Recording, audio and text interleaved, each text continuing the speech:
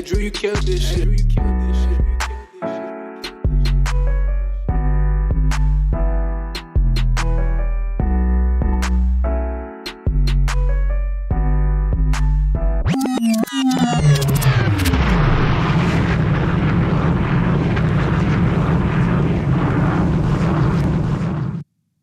What's up, everybody?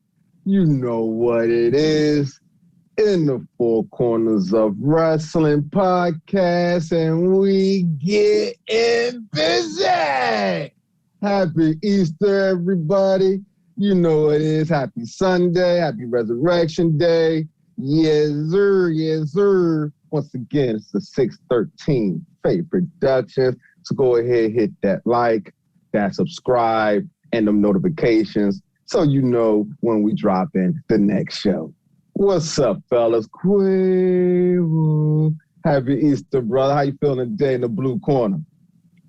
Quavo. I feel alive, bro. I feel alive. I feel good. It's a beautiful Easter Sunday. Feels great. Sir. And I'm here in the Four Corners with these jabronis. So let's get it, bro. Oh, shit. Let's get it. Let's get it. We're going next to Multi-Man in that diamond-studded gold corner. Hollywood Mike T. Happy Easter, brother. Hey, man. Happy Easter to everyone out there that's out there. Shouts out to everyone. And, yeah, man, we in here. We in the Four Corners of Wrestling. This is a good Easter Sunday. So, yeah, let's get it. Yes, sir. Yes, sir. And introducing my man, you know what I mean, from Tone and Cash Gave Me Pad Podcast, taking over the black corner. Tone, happy Easter, brother. Hey, what's good, everybody? Happy Easter. Hopefully y'all enjoying your day so far. Hey, that's Tone, y'all. He keep it short and sweet, you know what I mean? He don't say much, but as my producer, Mike Hollywood T say, what do you say, Mike? What do you say? What's your line? Clear eyes for dry eyes. I thought he was going to say he don't talk much, but when he do talk, it's pretty powerful. You know what I mean? That one. Oh, I thought you want me to throw a shot out there. Oh, my bad. Sorry. Oh, nah, man. Hey, man, look, it's Easter. Yeah, so we're going to start it off with some love. Yeah. When he talk, you know what I'm saying? He don't talk much, but when he do talk, it's positive and potent. There you go, man. And I think we all could use some positiveness and some loveness on this Easter Sunday. You know what I'm saying? Resurrection Day. I know everybody going to be cooking it up, eating good. So y'all make sure, you know what I'm saying, y'all eat something for me and the team here in the Four Corners of Wrestling. And once again, happy Easter, happy Resurrection Day. Y'all ready to get into some action, fellas? Oh, wait. Let's do it. All right, DX, but are you ready? So this week, we starting off with Raw. All right, we got a big show because we got action on top of action, some big events, pay-per-views coming up. And yeah, so this week, starting with Raw, we had Riddle and Sheamus going at it. Sheamus coming away with the win. Then you had Braun, Jackson Ryder setting that up. You know what I mean? You had Miz and Morrison with the world premiere, which is crazy. Almighty Bobby Lashley getting the win over Shelton Benjamin. Yeah, we're going to talk about that. Yeah. Had some action. New Day, Xavier Woods versus AJ Styles. And that was crazy. Omos, can't wait to see you at WrestleMania, man. You know what I'm saying? Seeing a little bit of Alexa, Drew, and Ricochet. Get into that. Rhea Ripley and Asuka with the contract shining. That was can't wait to see Rhea. You know what I mean? Nia and Shayna Baszler, they was in the show. And you have MVP getting a shot at Ricochet. Wonder what that's about. All right. Then we had some action with Drew McIntyre and Ricochet, since Ricochet wanted to step to him. You already know who got that win, Drew McIntyre. And ended off with King Corbin taking Bobby Lashley up on that offer, taking him out, trying to get that shot at WrestleMania. So that set that up for Drew and King Corbin for next week, which that show of Raw is going to be pre-taped, y'all, because WrestleMania, WrestleMania, that's right, WrestleMania season, baby. So I'm going to go around the ring, go around the square circle. I'm going to start with my man because he was coming at me last week saying, you know, so I come to him last. I'm going to show him some love on this Easter Sunday. And I'm going to go to multi-man, Mike T, and that diamond-studded, pretty gold corner. What you got, man? How'd you feel about Raw this week? They did it, man. They broke up the Hurt Business. I know. I told you. Try to tell you. I'm so mad. You didn't tell us anything. You didn't tell us anything. Because had we knew they was going to do it like this, we would have wrote them letters. Yeah. Would have contacted Vince and said, Vince, not like this. Mm-hmm. Now. You got to do your JR voice. Not like this. Not like that. I'm a little optimistic. You son of a bitch. I'm a little optimistic because I feel as though they may be doing a swerve, which would be cool, but not like this. Baron Corbin, I've never wanted to not see you so bad.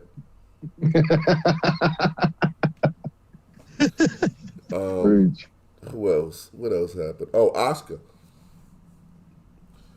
If they keep treating my girl Asuka the same way they treating Asuka, we're gonna riot. Now, with that said, Rhea Ripley can't lose either because that looks stupid. Mm-hmm.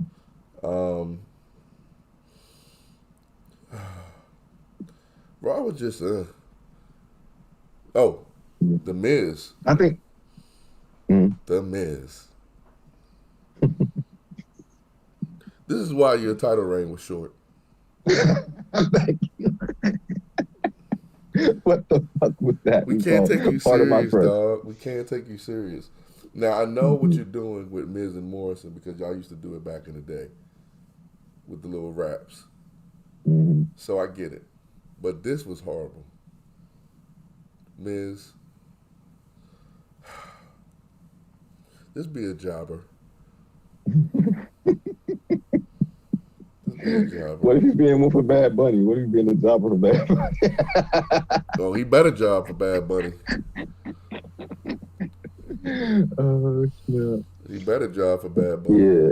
It would be funny if he hits a grand finale, like, boom, as soon as they ring the bell, he just went, he hits it with the grand finale, or whatever that move is called he does. I think it's called the grand finale.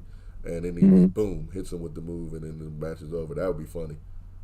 Yeah. That was. That would be hilarious. Go ahead. I'm sorry. Yeah, I was just going to say, like, I think with them starting off with the Hurt Business breaking up, you know what I mean? Like, that really, for me, set, like, a tone for it. You know what I mean? I'm like, are you fucking kidding me? Pardon my French. I'm like, are you kidding me? Are you serious? Like, y'all went and did what we thought y'all would do, but was hoping y'all wouldn't do. You know what I mean? Kind of, sort of. I mean, I'm optimistic that there's going to be some type of swerve. Mm-hmm. So, you know, it may be. I don't know when it's going to happen, but I'm optimistic there's going to be some kind of swerve. What else happened on this Raw? How you feel about the train sound when Braun runs across the ring? Lord.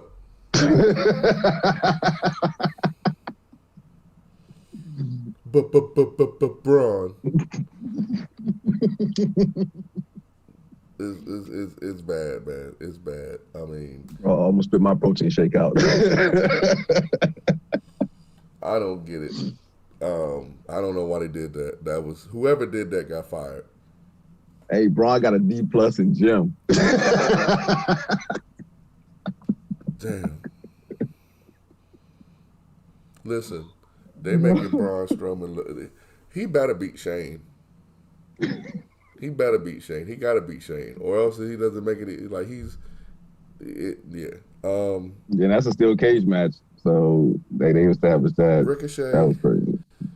I don't know where you need to go, but it's just the main roster's not for you. I don't know if NXT is even going to solve your problem at this point. I just think you move too fast in the ring.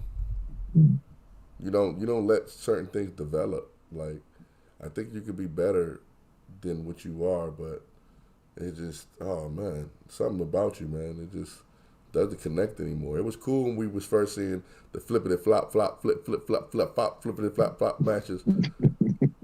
The first maybe 25 times we saw it, but then after that it was like, why aren't you on 205 Live? I yield the rest of my time. Said I was going to add, like, I didn't want to be cruel and say Impact, but you said 205 Live. I mean, shit, Impact might not seem that bad. Oh, man. Tone, Black Corner. What do you think about Raw this week? I mean, well, first of all, Raw was Raw this week. Hold up, Tone. Before we get started, I hate to cut you off, brother. But just give us, you know what I'm saying, a little bit about, you know what I'm saying, your enjoyment of wrestling, man. What brought you to wrestling? You know what I mean? Give us your little background.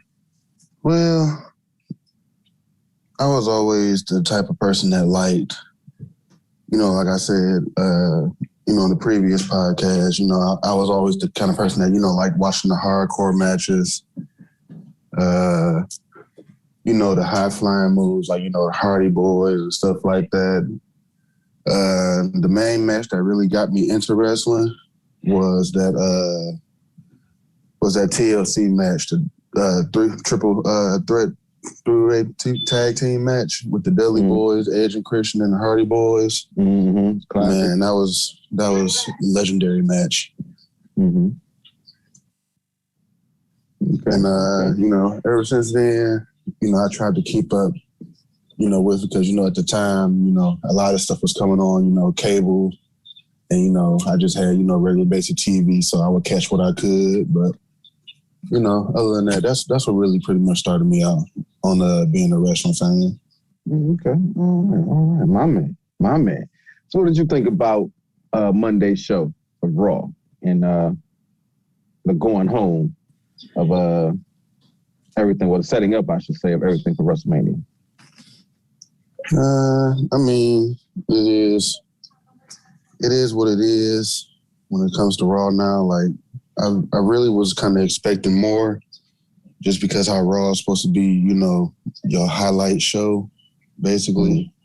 But, you know, I don't know. It's like, especially this week with, you know, how they did with the Hurt Business and, you know, everything like that. Yeah, you know, the match with Shelton, you know, it was a good match. You know, of course, you know, you got two athletes that, you know how to put on the show, but it's like, you know, why would you do it? For what reason? And, you know, I was kind of confused on it. So I just had to see, you know, what develops. But, you know, these contract signings for, you know, WrestleMania, they look pretty interesting, especially, you know, the one for the women's tag team. So, you know, that's one match I'll be looking, you know, forward to, because, you know, of course, Asuka and, you know, Leah Ripley are going to be, you know, showing out. So, you know, can't wait to see what they're doing on that big WrestleMania stage, because, you know, everybody has that one legendary match when they go to a WrestleMania. So could this be, you know, that point for Asuka, you know, to finally, you know, get up on that pedestal that people have been waiting for her to get put on? You know, could this be the chance for, you know, Leah Ripley to actually get the credit that she deserves for, you know, going out there and actually, you know, putting on a show and, you know, giving 100% and not just out there for, like, you know, the diva, you know, look at me, sparkle aspect, you know. So, I mean, all in all, Raw was pretty good, but it could have been better in my opinion. Okay. Yeah, to your point, man, like, yeah, with Rhea dumping that table on Asuka, I would have been Josh salty. I'd have been like, ain't no way that I'm about to be your partner, you know what I'm saying, anything. If anything, I'm about to get up and kick your teeth in. So, yeah, to your point, Hollywood, I ain't like how they did Asuka there. I think, you know, she should have been doing more. You know what I mean? Like, come on, you're the champ, man. Come on. Quavo. No one ready for Asuka. You know what I'm saying? She looked like Rhea dumping the table on your head like that. Not my baby. Oh, but Asuka, you still get it giggity, baby. Giggity. Go. Quavo. What you think about Raw this week? Quavo. Yeah, Raw. Oh, my Lord. Let's have some fun with this. And here we go. Here we go. Here we go. Little shout out to Tony Cash. Hey, Tone, man. Good to have you here, bro. Good to have you here. So, hey, Hurt Business. Why, man? Called this shit last week, bro. I knew they were going to try to take apart an awesome team, bro. They were doing work, bro. They were doing work. They should have put some gold back on them, but I don't know what's going on. I hope they don't try to repackage it and put somebody else there and replace Shelton and Cedric, because Shelton and Cedric were very entertaining for me. But we'll see, right? Riddle killed that match. MVP commentary was on point. So if you haven't seen that one, definitely see it. I saw, bro. I don't know if you noticed that, but it was like watching a Street Fighter, like a game of Street Fighter. And for a second there, you thought Riddle was gonna like just lose, and then out of nowhere, pow! Star power on. Let's go, Riddle. Let's go. I don't know if that edible finally kicked in, but you did it, bro. You did it. Oh my gosh. Shane's segment, hilarious. Oh my gosh, he is gonna destroy him, bro. Oh man, what? What? Like there was this one point on the back. Like there was this one point on the. I don't know if you saw it. Like there's one point that there was a chick on one of the Zoom backgrounds or whatever. You know what it is, right? So she was on there the moment he was like, Braun, I'm gonna kick your ass. She had that what, like she literally mouthed it, her face, all of it said it. It was like, oh no. Oh my God. She was like, oh no.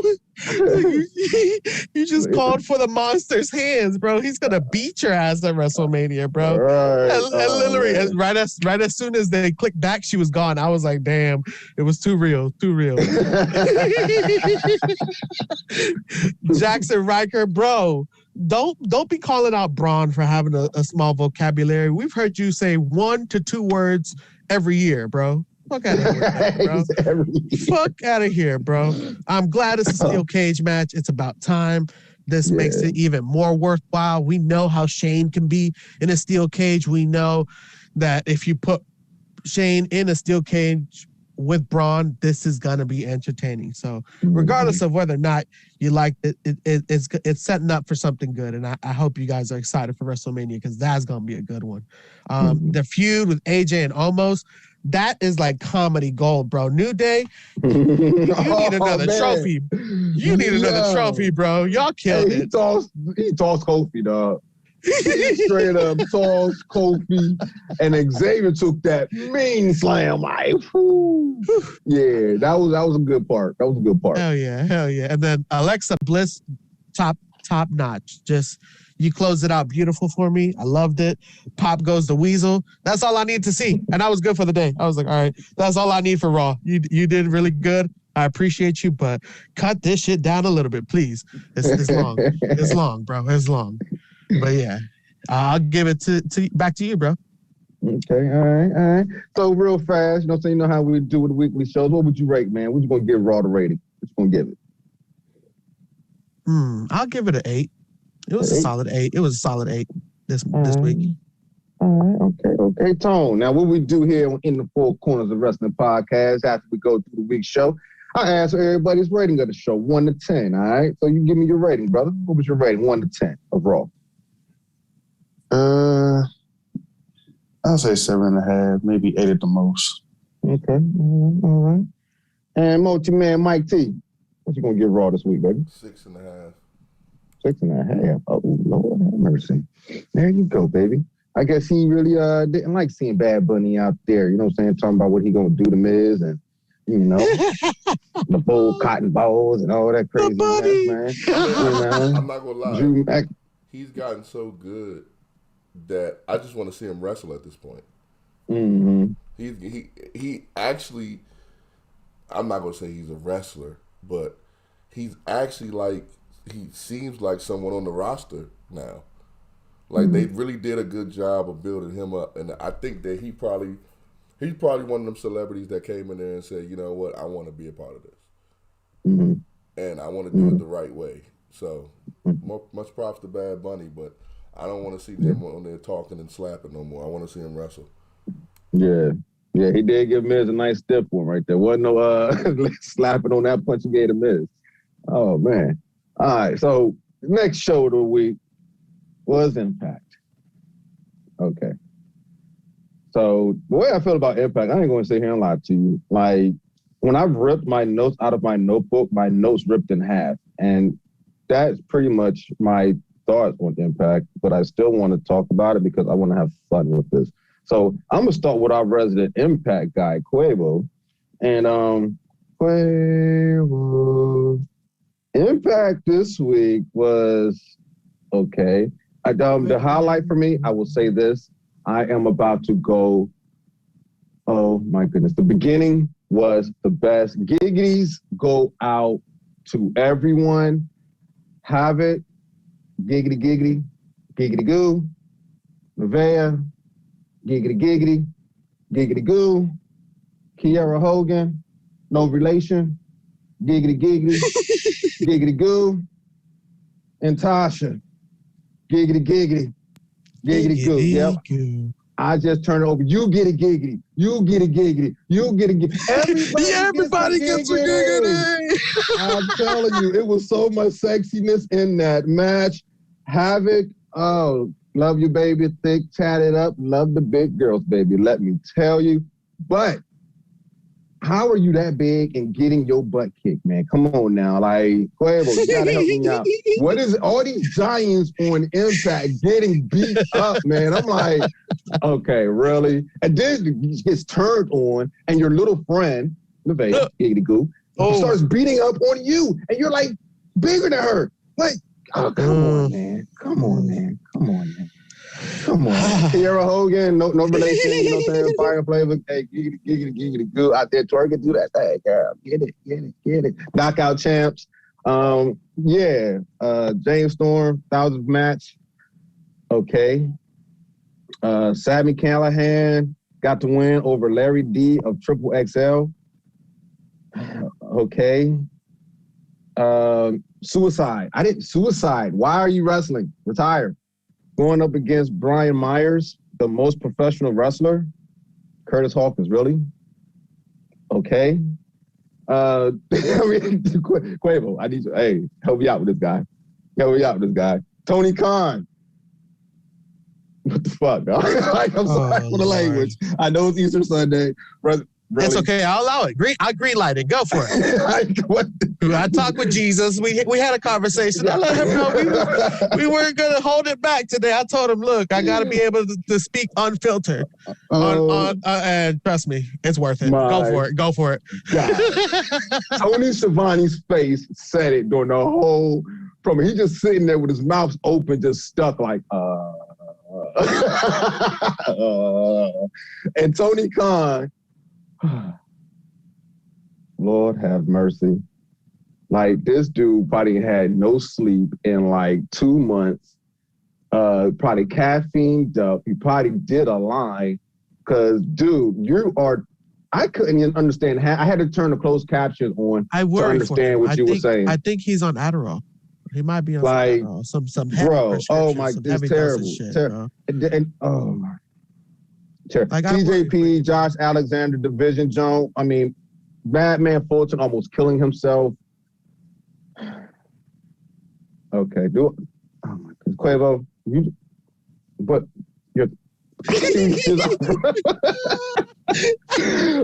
you ended it with the James Storm match, Erica.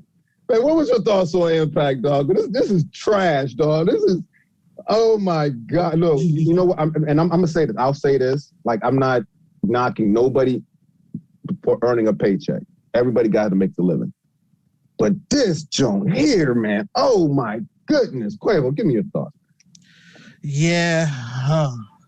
Oh my gosh. It is with deep regret and heavy sorrow that I must tell it like it is. When it comes to Impact, this week was unbearable. Hey, Quavo. Hey, Quavo. Hold on, Quavo.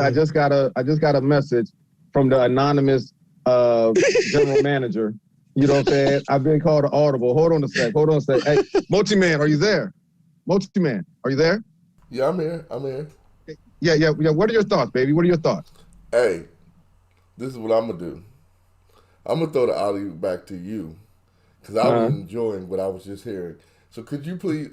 I use all of my time to you for this segment. You know your time? Okay. Okay. Yeah. Oh, you know what? Yeah. I just got the memo from the executive general manager. Okay, Quavo. Yeah, go ahead. Crap. Go ahead with this trash. Go ahead with this trash. I mean, all of my time. You can have it all. Thank you, sir.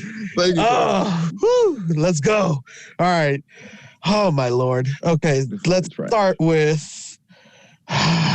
Damn. Okay, let's start with the first one. Might as well. Havoc, Nevaeh. What the fuck? This was the highlight of the show. I know. This was the highlight of the show. Oh, my thing is, why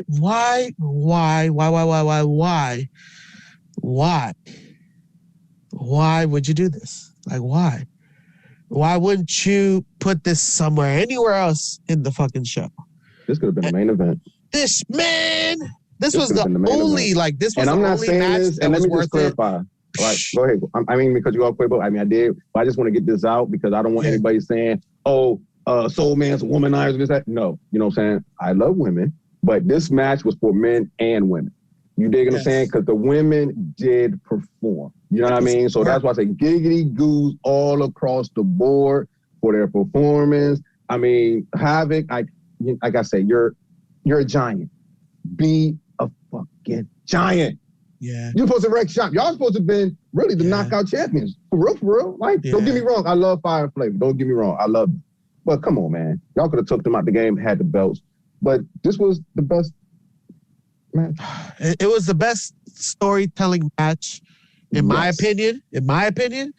What everybody else says, it is what it is. But in my opinion, this, out of all the matches that were on the card for this night, and this is including the James Storm versus EY, which we know how good both characters are, the evolutions of each of them, and knowing where they are in star quality for the TNA Impact Zone. See how it was the 1,000 match.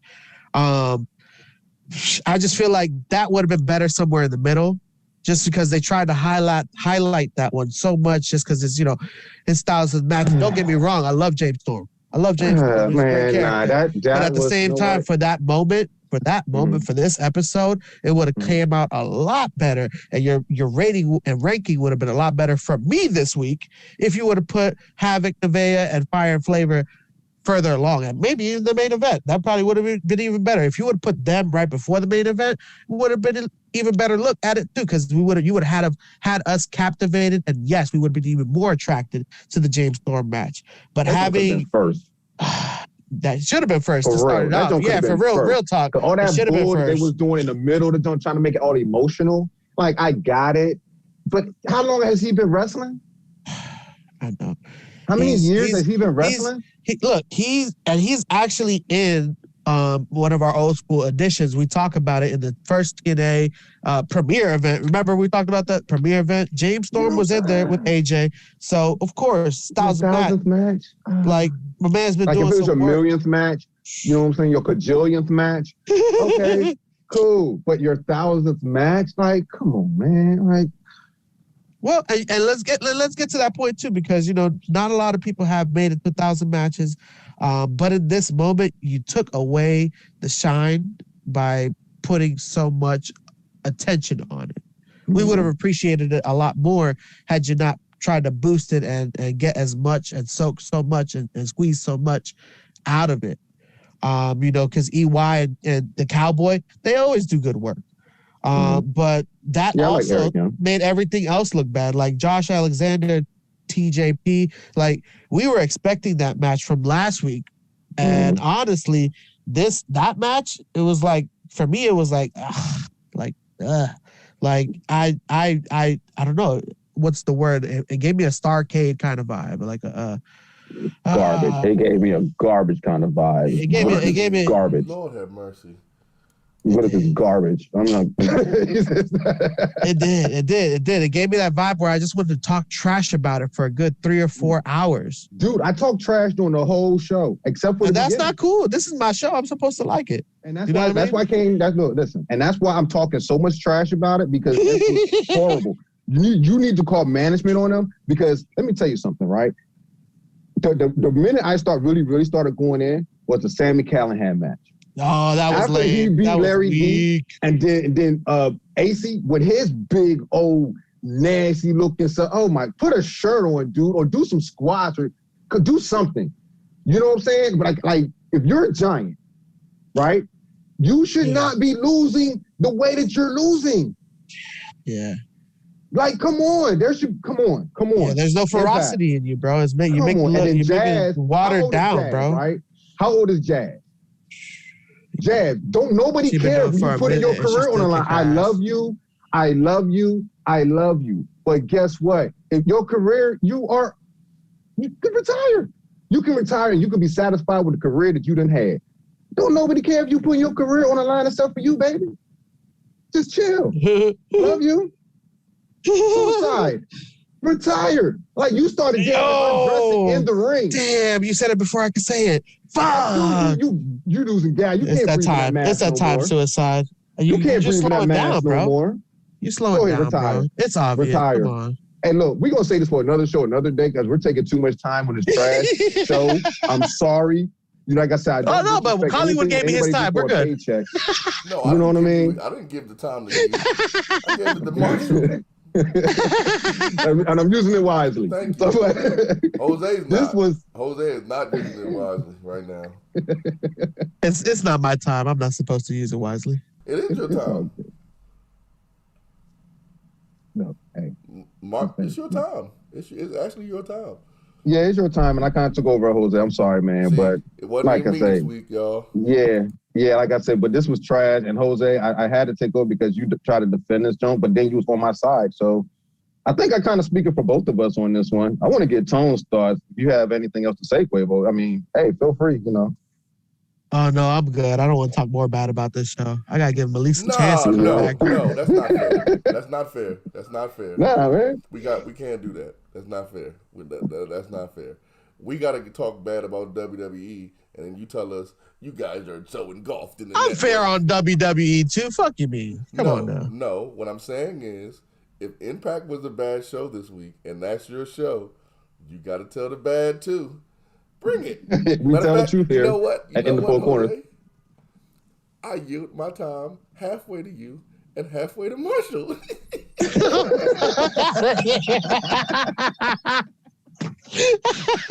So there you go, Quavo. Anything you want to add to it? Go ahead. I'm going to yield all my time to Tone. You want to yield to Tone? Okay. All right, Tone. You want to have some fun? Man, all I got to say is, I guess, you know, shout out to, you know, Storm having his 1,000th match. I guess that's an accomplishment they see there that's fit. Mm-hmm. But other than that, that show is very, you know, it don't give you nothing to remember, honestly. I don't really care for it. So, I gave it a shot. I tried to watch it. I see a lot of old same faces from before, like y'all saying, you know, suicide. You know, time to hang the mask up, time to, you know, sit at home, play solitaire on the computer all day, something. But you know, like, other than that, yeah, I really ain't got much else to say about Impact. And then it's like, before we leave this, you know, it's like how you said, Hollywood, you know, we talk trash about WWE, and it's like one line that you love saying, right? And part of me for always coming to you and everything, but you're saying that you can't always blame Vince, right? And when you see some of these old WWE talent here, it's like, you know what? I see exactly what he means. You can't, it's not Vince's fault. It's the talent fault. Like Brian Myers, Kurt Hawkins, dude, you still suck, even with the eye patch on. Matt Cardona, Zack Ryker, you still suck. Woo, woo, woo. Quavo, I know that's your favorite wrestler. Woo, woo, woo. You still suck. Like, I see what you're saying. Not always Vince. It's not always Vince. You know, it's like a relationship. You know, so when they say, you know, it's not me, it's you. You know what? Sometimes it is. So moving on. NXT. All right. Now, I kind of enjoyed NXT this week. I can't even stunt. Thank you once again, Multi-Man. All right. So we had Roderick Stone versus Cameron Grimes. Cameron Grimes getting the win over Roderick. Roderick Strong. Roderick Strong, excuse me. My bad. Didn't mean to murder that. But, yeah. He came out saying that he's done, I believe, after that loss. Really messed up over that breakup. Zoe Stark, giggity, going up against Raquel Gonzalez. And this was a great match. I really enjoyed it. But, it came up short, baby. But you gave it a hell of a fight. You know what I mean? We had Kay and Kater. Giggity goo. Going against, help me out with this, Hollywood. Lee, was it Zaji? You gonna ask me to help you? Yeah, man. NXT, this your baby. I don't know how to say the name. I just watched the match. Hey, well, Zai Lee. I'm sorry, we're gonna say it. Quavo, you get the names right too, so you help me out there. You got and her girl was just sitting up top, just her partner, Maya, or whatever her name is. She looked like Shorty from Suicide Squad. But yeah, she did something to Kaden. Yeah, put her down. Then we had the Gauntlet Eliminator qualifying Battle Royal. All right. And for this one, I got to say this. If you are a professional wrestler wearing a onesie, please stop. Put on some tights, something. Like, we don't want to see that nasty mess on our TV screens, okay? Pete Dunne, I'm talking to you. Put some tights on. Ew. The other dude, put some tights on. But I enjoyed this match. Dexter Lumis, man, this guy looked like a robot. But LA Knight coming out with the win on that. And yeah, gonna go around, get everybody's thoughts on NXT. So Multi-Man, Hollywood Mike T. Yes, sir. Diamond Studded Gold Corner. Yes, sir. What was your thoughts on NXT this week? Man, another one of the Oracle's predictions that people are going to get locked into NXT when they start realizing what's going on the other channel that's on the same time. Which, to give you guys not a preview, but a spoiler, I'm going to kill. But NXT was great this week to me again. Roderick Strong, like I said last week, Bobby Fish is going to come back and be like, where's everyone at? Because this is how Roderick packed up and relocated and shit. Yeah, this is how Roderick Strong is taking it. I mean, man, really emotional. Raquel Gonzalez, she's going to be a dog, man. And I mean, she's going to be a beast. Hey, she was fucking Io Shirai up all night. I don't know. But the only thing is, I don't know if they're going to pull the plug on Io this week. I mean, or not this week. Well, yeah, it is this week coming up because this is WrestleMania. Yeah, this is WrestleMania week. WrestleMania. That worked out pretty good. Like, we did it like a 3-part harmony. It's tight. I can't talk about that because we're not at predictions yet. But that's an interesting build. The way they're building that up. LA Knight with the win. Great. I really hoped they didn't waste this opportunity on him because he came in with a big name. So hopefully they push him. He's not ready to hold a belt yet, but he's with the proper couple NXT TakeOver wins, he could be in that position. So yeah, I agree. Yeah. Amber Moon and Shotzi Blackheart. They're just entertaining, man. When they do that, I love when they come on my TV screen. Adam Cole, Kyle O'Reilly is going to be. That's going to be a good match. I'm saying. Yeah, man. So NXT was good this week, man. I mean, I liked it. I liked it. I liked it. Okay. Nice. Quavo, we're gonna come to you and get your thoughts on NXT. Hey, you know I got a new crush out there. Zoe Stark. Ooh. Man. Yeah, and that was a good match with her and Gonzalez. That was a that good knee match. that she gave her. That joint was. I felt that. You felt it. It was good. Man, let me tell you, boy. She knows how to turn it up, bro. Yeah. And then Indy Hartwell, that spine buster. Mm-hmm. Oh, I was like, bro, okay. Definitely a lot of good moments in NXT this week. Hollywood called it. And I didn't expect it to happen. Because you see Raquel just dominating the whole goddamn show. Like she put Io through a freaking wall. Through a wall, bro. You didn't go home after that? Io, come on, bro. Slim. You ain't go to the ice tub after that match? Short. Hey, and oh, man. Hollywood said that's like last a two-part bump right there because you go through the wall and then you hit the ground. Like, Oh my God. And that was the second time she tried to mess with Raquel. Mm-hmm. So it's just like, damn, bro. But third time it was a charm. That Io, that flying crossbody, mad props to you. Cause it's been a while since we've seen that have that kind of power. And so to see you do that and just like leave Raquel in the dust, like, yeah. It definitely built up the intensity and the anticipation for TakeOver. A lot of excitement in there. The whole they women, man. I keep telling you. I love it. I love it too, man. But they ended the show and they let Io Shirai get her rocks off at the end, like you point out, Quay. Like, Io Shirai. I definitely see it, Hollywood. Io Shirai, like this is gonna be a good over. I'm excited. A lot of good stuff in here, man. Attitude Era. I can't get enough of them, bro. It's entertaining. I'm excited. The Casey Catanzaro and Kaden Carter don't have me a little lost with the Tian Shao and the smoke and the I was like, what? But Xia Li coming in after that and just like, this was supposed to be a 2-on-1 handicap match.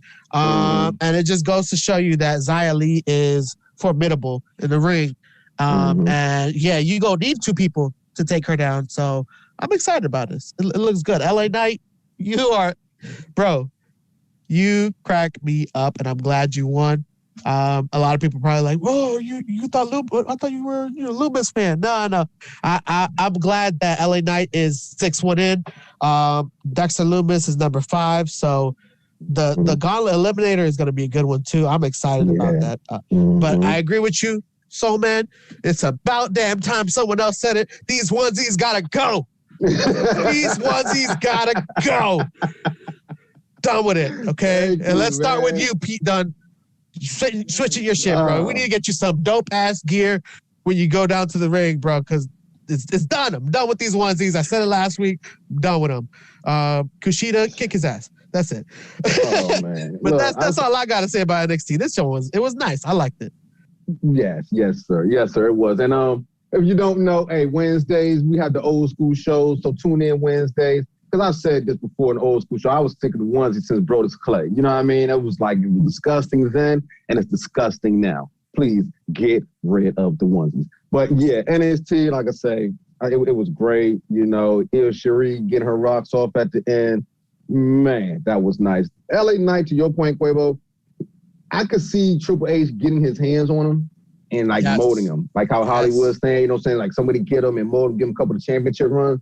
Like the guy that I think that can do that for him is Triple H. You know what I mean? Like give him that work. Yeah, they both man. have that kind of vibe. So I can see him bring it up even more. Heck yeah. And to your point, Howard, before we move on, I love the fact that you have two women that are fighting for the championship at the pay-per-view and you empty out the entire women's locker room, just like how you would do the men. and you let them in the show. Yep. You know what I mean? Like, that was awesome. I love seeing it. Giggity giggities all across the board. Like, you get a giggity, you get a giggity, everybody gets a giggity at the end of NXT because it was beautiful to see. I think we all can agree on that. All right. Moving on to the next show of the week. We had AEW. You see how the whole tone just changed right there? Did y'all feel that?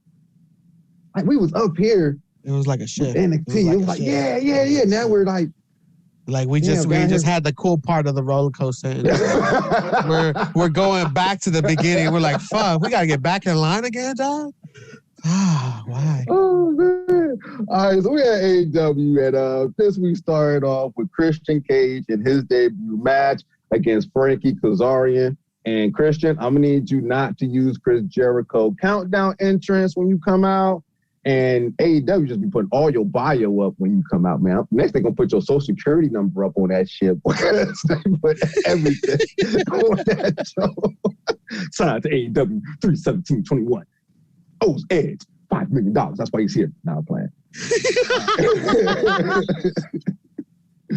But yeah, you had that match. It was crazy. Good to see Christian finally get through it. Almost, going through the ropes. Good thing that ramp was there. Because if that ramp was there, let's think about this, guys. If that was a WWE ring, he would have been on the floor. He'd been on his head. You know what I mean? Then we had the Cody versus QT Marshall match. Oh, my goodness. Arn Anderson as the special referee. This match never finished. We'll get into that. Then you had Mox getting the win over Cesaro, or Cesaro, however you say his name. It was another ugly match, so whatever. You had the Laredo Kid and the Lucha Bros, in an okay match against the Good Brothers and Kenny Omega. Like I said, it was okay. Then you had something that confused the hell out of me. All right, you had Nyla Rose with Vicky and the Bunny. I was looking for Jade, giggity goo, but ain't seen her with Vicky in a while. I don't know why, but I guess we'll talk about that. And those two was going up against Tay Conti and blah, blah, blah, blah, blah. And we're live and we're back. Going against Tay Conti and Akira Shida. And you had a Jurassic Express promo. Okay, I see you. Yeah, I see you. No, that never happened. Man, what you talking? I don't know what you're talking about. And then you had, you know what? Hey, you know what? Marco Stunt. You all right, man. You had the Kong tag, you know what I'm saying? Was pulling the Kong versus Godzilla moving. You were Team Kong, I was Team Kong. So, you know what I'm saying? You get a little points for me. I still got a job for you. Taking out Soulja Boy and, all that good stuff. But, had the main event. And you notice how I keep on talking. This shit is more intense than this shit was. A fucking arcade match. Pardon my French. Oh, my Lord. Miro, a.k.a. Rusev, a.k.a. What in the hell are you doing? And Kip Saban going against Orange Cassidy and a guy named after a tennis shoe, Chuck Taylor. And this match was crazy because then you had somebody's mama bringing them to work. And it was like, oh my goodness. So, Hollywood. Help me out with this, man. Listen, man. We have a lot of shit to cover today, so I'm not really trying to get too much into this. So, you know that whole thing when I say you can't blame Vince? Mm-hmm. Okay, well, I'm a hypocrite. I know where you're going. Tony Khan. Dog, this looks like, and I'm going to refer to Tone and Cash, or Tone, you can chime in. You know when you got WWE 2K or one of them WWE games and they got the universe mode? Mm-hmm. This is what that looked like. This is what AEW looked like. It looked like he just hit simulation, and he just simulates every week. I'm telling you, I got time for this one this time, so I'll wait. I know that's right. Listen, bro. Oh, damn. Okay, one thing you missed was the Pinnacle getting beat up. How could I miss that? Yeah, the inner circle. How long was they waiting in the bathroom? I don't know, but they was waiting for a while, and they beat him up pretty bad, wiped the blood on him. I guess that was cool. I'm glad to know that I wasn't the only person that was confused by Jade, because I didn't know, like, why she beat her up this time? For what? She didn't even say nothing about her. That bitch. I haven't heard a Red Velvet promo talking about her. I haven't seen Red Velvet say anything about her. Why she beat her up for no reason? I just said it. Because she's that bitch. Well, she already told me, hey, Jade, I love you. Nothing makes any sense. Like you said, the solid match was the Lucha Bros versus Kenny and them. Kenny and them. Kenny and the boys. One more time, Kenny and the boys. Kenny and them. It's like Kenny and them. I love that. That was a solid match. What else? I mean, this is Kenny just and the trash, Bros. bro. Like, I don't really got nothing to say. I'm gonna let the new guy trash this joint because I'm always usually the one that trashes it, and we got a lot more show to get to. So go ahead and take it away, guys. All right, come on, Tone. Let's have some fun. Just so people understand this. Mm-hmm. I don't be yielding my time because I don't watch it. Because I be watching. I just be yielding my time because I don't want to come off as the guy that always trashes it. I promise you guys, in 2 weeks, when we come back live, I will trash AEW if it's back to this. Because we'll get over the WrestleMania stuff, and we'll be done. So, if AEW's trash, I'm going to not yield my time, and I'm going to trash them. This is trash.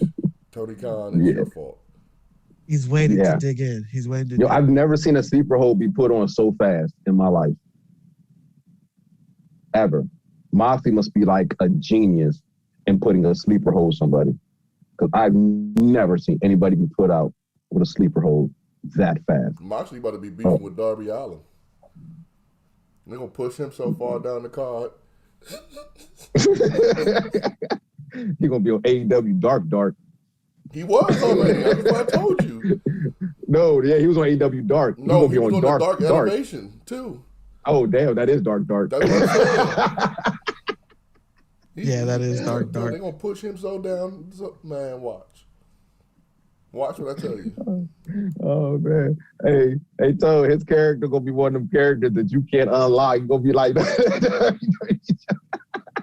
you can't find him. I'm telling you. Oh, man, what's your thoughts on AEW this week, man? Let's have some fun. A headache with a prescription for some Excedrin after the show went off. This got me confused. Is you the one that I'm getting to it. So, when I first turned it on, I was like, okay, it was I believe the Christian Cage and versus Kaz match. Mm-hmm. And it was all right. They was both taking some bumps, doing some good spots and stuff. But I just felt like they both kept trying to do like their signature moves or their finishers. Like one point in time during like the whole match where it got irritating as hell. And I was like, okay, somebody just take this shit home, please, because I got tired of watching it after a while. And that Cody Rhodes match, Jesus, Lord have mercy.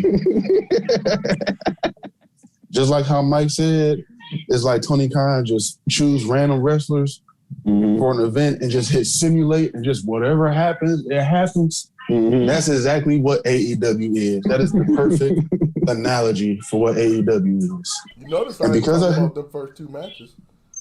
And because of how that's set up, I got this to say. Tony Khan, I need my sanity back, bro. I know that's right. Because watching all that shit, I was sitting there actually going confused and going crazy about what's going on. Who is jumping who? Why is he jumping him? Why is this happening? Okay. Would you say you need your sanity back? I need my sanity back. Like, he got to pay for my therapy sessions or something like that, bro. I know that. Something. We add that to the list because I need my money. no, I need my time, and Hollywood need his money. So you need your sanity. So yeah, we add that to the list. Go ahead, Tom. But yeah, other than that, AEW was what AEW is. It's just a hot mess with a few highlights thrown in here or there. Pretty much. The best thing about AEW was when Miro got thrown through the table.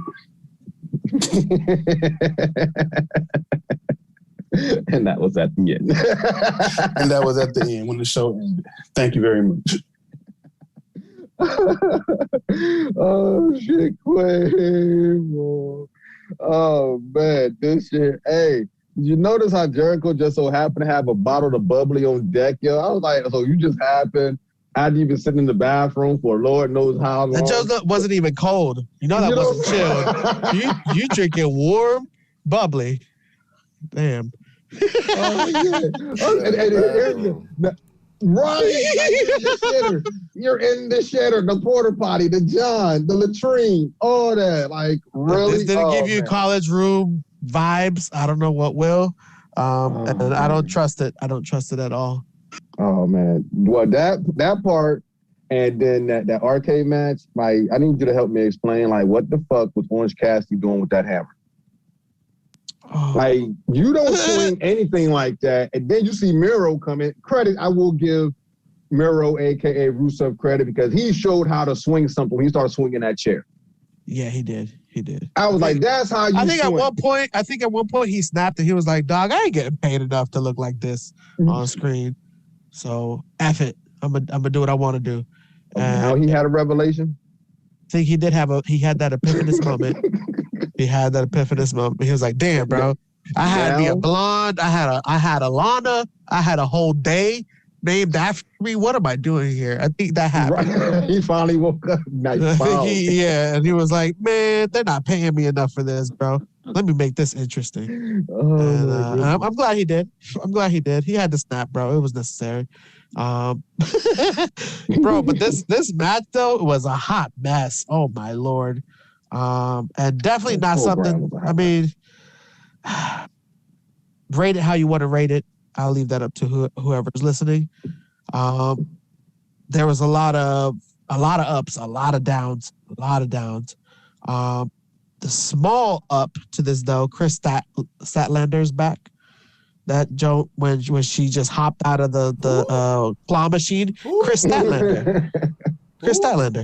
Okay. I didn't know her name either. Yeah, the shorty hopped out looking like a.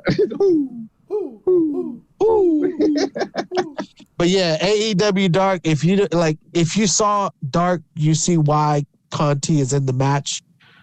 So it makes sense. But if you didn't, then it's gonna look like why are they even paired together? But seeing the Bunny get that win was a little lackluster to me. I was like, that was pointless. Y'all could have easily put over Tay or Hikaru Shida in this match and made them look good, but instead you got Bunny, who out of the four there should not be winning this match. Mm-hmm. But it is what it is. Let's move on to Senor V Trigger and the Samurai and the kid from Mexico and his cousin. And of course, you can't forget Kenny and the boys. Kenny and the boys. The bros. This match was actually entertaining. I won't lie. For a 6-man tag, it was nonstop action. Great performance by Laredo Kid. I didn't expect you to move and do all that kind of performing again another weekend and keep that pace. So, mad props to you, bro. That I still think it was stupid for the Young Bucks to finally pledge their allegiance. It is what it is, though. It is what it is. But yeah, no, that the Pinnacle getting their ass beat, MJF being carried away. I thought it was hilarious. Entertaining. Yeah, that part was pretty good. Mm-hmm. Freaking the warm bubbly Jericho, my dude. Just get a fridge. Get a fridge, bro. What's wrong with you? You know better than that. Like you're supposed to have a fresh bottle, then you pop it, don't. That joke didn't even pop. He just straight up drank it, dog. You didn't even hear no pop. Nothing, bro. On, man. Just But, all COVID regulations out the window. We're not even worried about COVID over that Joe AEW. At all. They don't care not one bit. I didn't see not one mask. But yeah, that shit had me laughing, dog. Company. They more Trump supported than WWE. Well. And Christian Cage and Kaz. I leave the worst for last. Bro, why? Why? Hey, don't Frankie look like Randy's older brother? Preach it, Jose. Why, bro? Why? Like, for all the hype, you spent a whole week and a half hyping this shit up for me, bro. And Cage, yes, his first time on a Wednesday. Your performance was good, bro. I won't lie. I won't hate. It was good. But for all the hype and expectation, bro, you should be impressing me. And you're not impressing me, bro. It shows ring rust. I get it. The one thing I will do this and say this is that Kazarian, in this match, you look like you haven't missed a beat, bro. You did good. But I didn't like all that grappling, all that extra shit. Like, we both know you're technicians. We know you guys can do this shit, but entertain me, bro. Like, that's what I need. I need you to entertain me. Don't just combat each other. You know, it's good to see a good back and forth, but make it entertaining. You know, get me captivated. Show me the Captain Charisma. Like that. Seeing that inverted DDT, that showed me, okay, a glimpse of it. But I need to see the whole shit, bro. I need to see the kind of stuff that I saw you doing to AJ Styles back in the day. You ain't doing that shit right now. So for me, it was like, For me, it was like, It was hyped up and overly hyped, and it took away all the excitement from it. So I ended up having to critique it because I'm sorry, no, it just, it was, that for me was the linchpin in the beginning of the show. And I was like, damn, this shit is going to be a tough sell the entire way. Mm-hmm. Mm-hmm. And no, don't be sorry. Don't be sorry. You know what I'm saying? Feel how you feel. You're allowed to feel how you feel. Because, like I say, when I first seen the joint, I'm like, yeah, this is cringy. It was ugly. It's just sloppy. You know, I couldn't get off the fact that Frankie looking like Randy Orton out there, like his brother or something like that. You know, so, like I said, if it wasn't for the ramp being where it was, when that one spot where I think Christian took that uppercut from Frankie, Christian would have been on his head. Oh, hell yeah. That would have been the match. Yeah, you know what I mean? No, Kaz did some good work in that match, man. He did this, like, the move, the flux capacitor. Mm-hmm. I haven't seen that in a while, bro. It looked good. Yeah, it was still ugly. It was still sloppy. It was sloppy, but I haven't seen it in a while, bro. So mad props to you for attempting it, dude. Yeah. Still, it was ugly. It was. I love you, Jose. You're my man. Oh man. So, what would y'all gonna rate the show? What you rate the show this week? AEW or Quavo? What you rate it? Oh no, it's like UT and Cody's match. It's a no contest. It's done. It's no contest. No contest. All that good stuff about it, then you gonna say a no contest. It's a no contest. It's a no contest. It's no. You know why? Because you should have been highlighting Jade. You should have been. You should have been putting shit in order. You should have been booking shit better. Like it's just Throw it out the window, please. That's why I love you, man. Jade, we love you, giggity goo, baby. And Red Velvet, don't let her do you like that, bro. And Red Velvet ain't got no choice. Red Velvet ain't got no choice. Red Velvet gonna take that work and she gonna like it. And I'm gonna like watching it. So Jade, hey, keep giving her that work. Cause you that bitch. Hey, do that. Love you. Giggity goo. We love Jade here in the Four Corners. Yes, we do. I love Jade. Oh man, multi-man Mike T, my man. What's your rating for AEW this week, bro? 4. 4. Okay. Tone, what's your rating for AEW this week? 5 for how many exceptions I had to take to get rid of the headache. I love it. All right, moving on. We got SmackDown, multi-man. I need Rastaman to come to the room, okay? Can you find him for me? All right, so. I'm sure he'll be here. All right, my man. All right, so this week in SmackDown, we had a look back last week. Of course, Edge flipping off and all that stuff, and going at DB and everything. Then we started off with Otis and Gable and Dirty Dogs teaming up against the Street Profits versus Ann Ray and Dominic Mysterio. Okay. Then we had Shayna Baszler versus Natalya. Then we had Bianca Belair versus Carmella. And then we had Jey Uso versus DB. So if y'all realize, I only named 4 matches. That's right. SmackDown only had 4 matches this week. And I think that was something that we highlighted a couple of weeks back. Like, this thing was full of promos and I guess like setting things up for Mania. Logan Paul was out there. I don't know why, but oh man, Lilo Rush hit that right on the head. Y'all making these cuts for bringing this guy in. Like, I don't get it, but okay. Shout out to Otis though. That was a mean splash, man. Oh man, Hollywood. What was your thoughts on SmackDown this week, man? You enjoy that splash from Otis? Hold on, somebody's at the door. What's a guan, people? Hey, Rastaman. Rastaman, why you always late, man? Me say, you never text me and tell me bumba time the show start. Rastaman, it starts the same time every week. Oh, well, the Rastaman here and everybody. What's a guan, people? The Rastaman is here. What's a guan? The Rastaman has a little rap today. You want to hear it? Let's go. Rastaman, Smackdown time. Rastaman, Smackdown time. Think it'll be a hit? Number 1, baby. Okay, the Rastaman say, wait a minute, bro. Where me start? Oh, me know where me start. Apollo.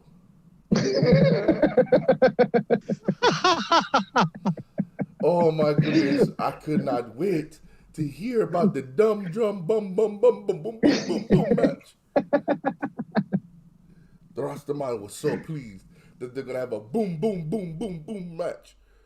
Me not know what it means. Me not care what it means. But me know, Apollo, you cannot lose. Because you lose the accent. Then the show lose Rastaman. So me need you to win, man. Now, yeah, we need the Rastaman. Now, moving on. I told you before. I tell you again. Me now want to see the Bumba Cloud Bianca Belair versus Sasha Banks. Me now want to see that boring. This is boring. This is stupid. Why the 2 black women beefing? We don't need them to beef. We need love. Mm-hmm. They're beefing for no reason. And then, Natalya, she's a veteran. She tied her hair up in the rope. I never understood why nobody just cut her hair and then started beating her with it. I never understood that. But now I understand.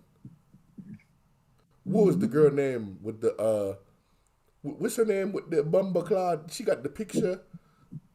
Bianca Belair? No. What? Man, what are you talking about, man? Yeah, with the hair.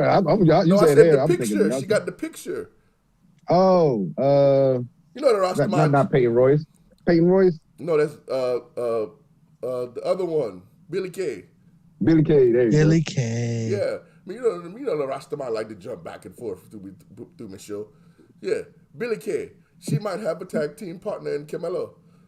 But who knows? Billy Kay is that's one girl may want to see more on TV. She's funny, she's witty, she can't wrestle very good, but there's a spot for her. Put her somewhere upon the show. Oh my goodness, Camilla. You need to get her off the show too. She sucked too. Lord of mercy. Ooh. She sucked. Oh my goodness. Oh, my tribal chief.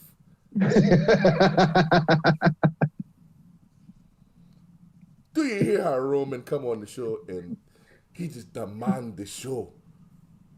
Yeah. I don't know why we keep saying main event Jey Uso, but he only main event SmackDown. He never main event nothing else. Just the SmackDown. And he lose. Every time. Every time. Listen, Mr. Edge, I know what you're doing here, man. You come out in the bumper cloud at the beginning of the show. Take 10 minutes to tell us you're the rated R superstar. I know what you're doing. I think that you don't know what you're doing.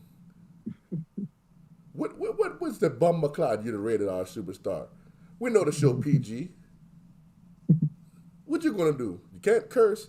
Like AEW, they was cursing up a storm. Shit, damn, all the bumper cloud, Ross Cloud, bumper curse words they put on the show. Every week, you come out, Edge, you look older and older and older. Pardon this time, nobody believed you're gonna win. No. And Daniel Bryan, listen to me when we say this. Retire. Nobody want to see you on the screen no more, man. It's not believable. You're B-plus player. You're not like my tribal chief. What else happened upon the Bob McLeod show, Marshall? Let me know. Tell me some more stuff that happened upon the show so we can have a conversation. Oh man. I'm sorry. I gotta get myself together. Oh man. Well, hurry up, man. We got more show to get to, man. Bum McLeod, hurry up. Oh man. Apollo, he went to Wakanda. Hold on. We already talked about Apollo Crews. You cannot lose, man. Okay, what do you think about Seth in his suit, man? What do you think about Seth in his suit? I forgot about Seth, you dirty dog, you. Seth Rollins. I talk about you on this show because me say you're one of the best dressed men. Finish him. But this week, I know what the bumper cloud you're doing with the damn suit. You look like you rolled up you look like there was a field of cotton candy and you just was rolling around in the cotton candy. Cotton candy. Your suit started white and it was a whole bunch of cotton candy in the field, a different color, and you just rolled around in the cotton candy. Listen, don't do that no more. Not only are you embarrassing yourself, but you're embarrassing the man, Becky Lynch. She's so embarrassed sitting at home, like, I cannot wait till I get back. So I can represent the family good. My kid should not see their parent looking like this. Lord have mercy. Oh, my Lord. You know Cesaro? You're a good wrestler. Very good wrestler. And you should get a push. But the only thing is Seth keep beating you with his suits. Seth's suit demand more attention than Cesaro. That is bad. Me say, look. What else happened? Michael Cole, bum McLeod, get off the screen. I don't want to hear you no more, man. He said Carmelo looks great. He said Carmelo looks great. No, me like Corey Tony Graves. the Tiger on that ass. Me like Corey Graves. He like a young he like a young Jerry Lawler. Me like him. But me cannot stand Michael Cole. Oh man. He sucked from the beginning of the time he joined WWE. Oh my God. He's not my voice of the WWE. My tribal chief is the voice of the WWE. Like your who? My tribal chief. And Paul Heyman. That is my voice. Paul Heyman is my voice of the WWE. Who does Paul Heyman represent? Who does Paul Heyman represent? My tribal chief. Mr. Bombard, Jose, you probably don't have nothing to say after me. It's okay. I don't. Can I give all my time to Rastaman? Hit us with some more, bro. But say, look, you done talk too much about the damn Impact and the damn AEW. But say, you were talking. The Rastaman was listening on his way here. He was like, Madame, he talked so much about them trash shows. Them shows so bumbaclad trash. The Rastaman can't watch those shows. That's why Hollywood Mike T watched the show. The Rastaman will not watch them bumbaclad shows. Now, Marshall, take this show back over and move on, man. Oh, man. Thank you, Rastaman.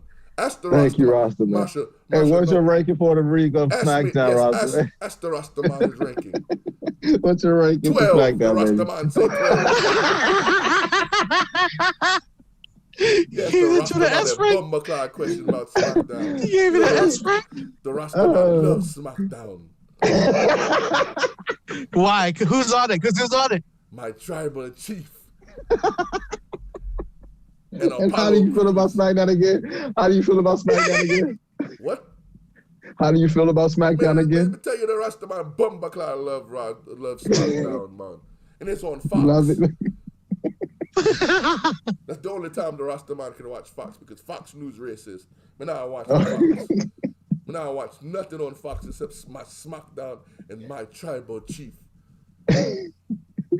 If my tribal chief and you love Raw, SmackDown, right? If my tribal chief go to Raw, then Raw's the best show. He said, where he go, I go. Wherever my tribal chief go, I go. Oh my God. Not like Jey Uso.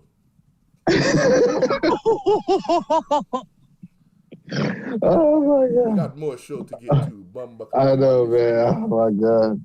Oh get my yourself goodness. together. Oh, I'm good, baby. I'm good. Oh my goodness. Tone, you didn't give a check. What was your thought? What was your ranking for SmackDown, man? Oh my God. What was your ranking for SmackDown? Man, Rasta Man said it all, bro. But so you're gonna go 12 too?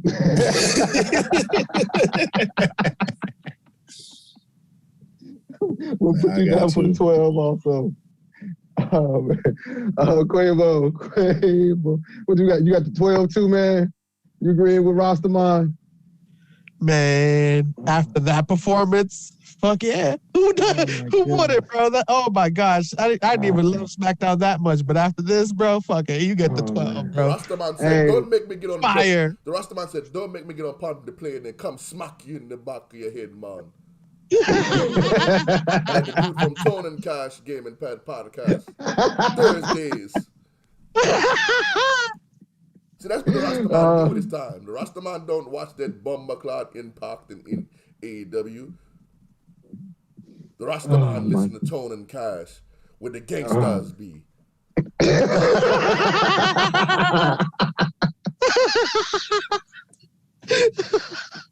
Oh man. Well, you get run up and done up. Tony Cash, baby, Thursdays. It's over 6:13. I never know that you be so gangster play the video game. Right. Grand Theft Auto, baby. Grand Theft Auto. You'll be surprised. Oh, what you say, Tom? No, I said you'll be surprised the type of people you meet playing a video game. Oh, nowadays. Man. All types of folks. No, it's because you don't know, man. You don't know, man. We gotta get to the WrestleMania predictions, baby. It's the love. Let's go, man. Let's go. I'm over here dizzy and shit, man. Oh my gosh. Oh man. Okay, so show of the week, everybody. What was the show of the week? Oh man, Diamond Corner. What was the show of the week, man? Well, the love guru is here. He said NXT, baby. NXT. All right. Tone, what was your show of the week, man? I had to go with NXT. SmackDown was entertaining, but NXT had like a little bit of a better product. Okay. And Quavo, your show of the week. Aside from ranking 12 all across the board this week, NXT, you still took the cake, baby. And loved it. Kel, don't stop. Whatever you're doing, I love it. Keep doing it. And and I said earlier it was a tie between NXT and SmackDown for me. Oh man, Ross man just killed SmackDown. I love him. But NXT, Zoe Stark, you are my new crush. Giggity goo. Raquel Gonzalez, keep doing your thing. And the whole women division over in NXT, keep doing your thing, man. We love you. All right. Moving on. I told you we had a pay-per-view coming up, and it's time for the pay-per-view, excuse me. Oh, man. Rasta man to mess me up. Get it together, Get it together over here, baby. Get it together. Nah, he ain't break me, man, but he almost had me there. I was on the edge.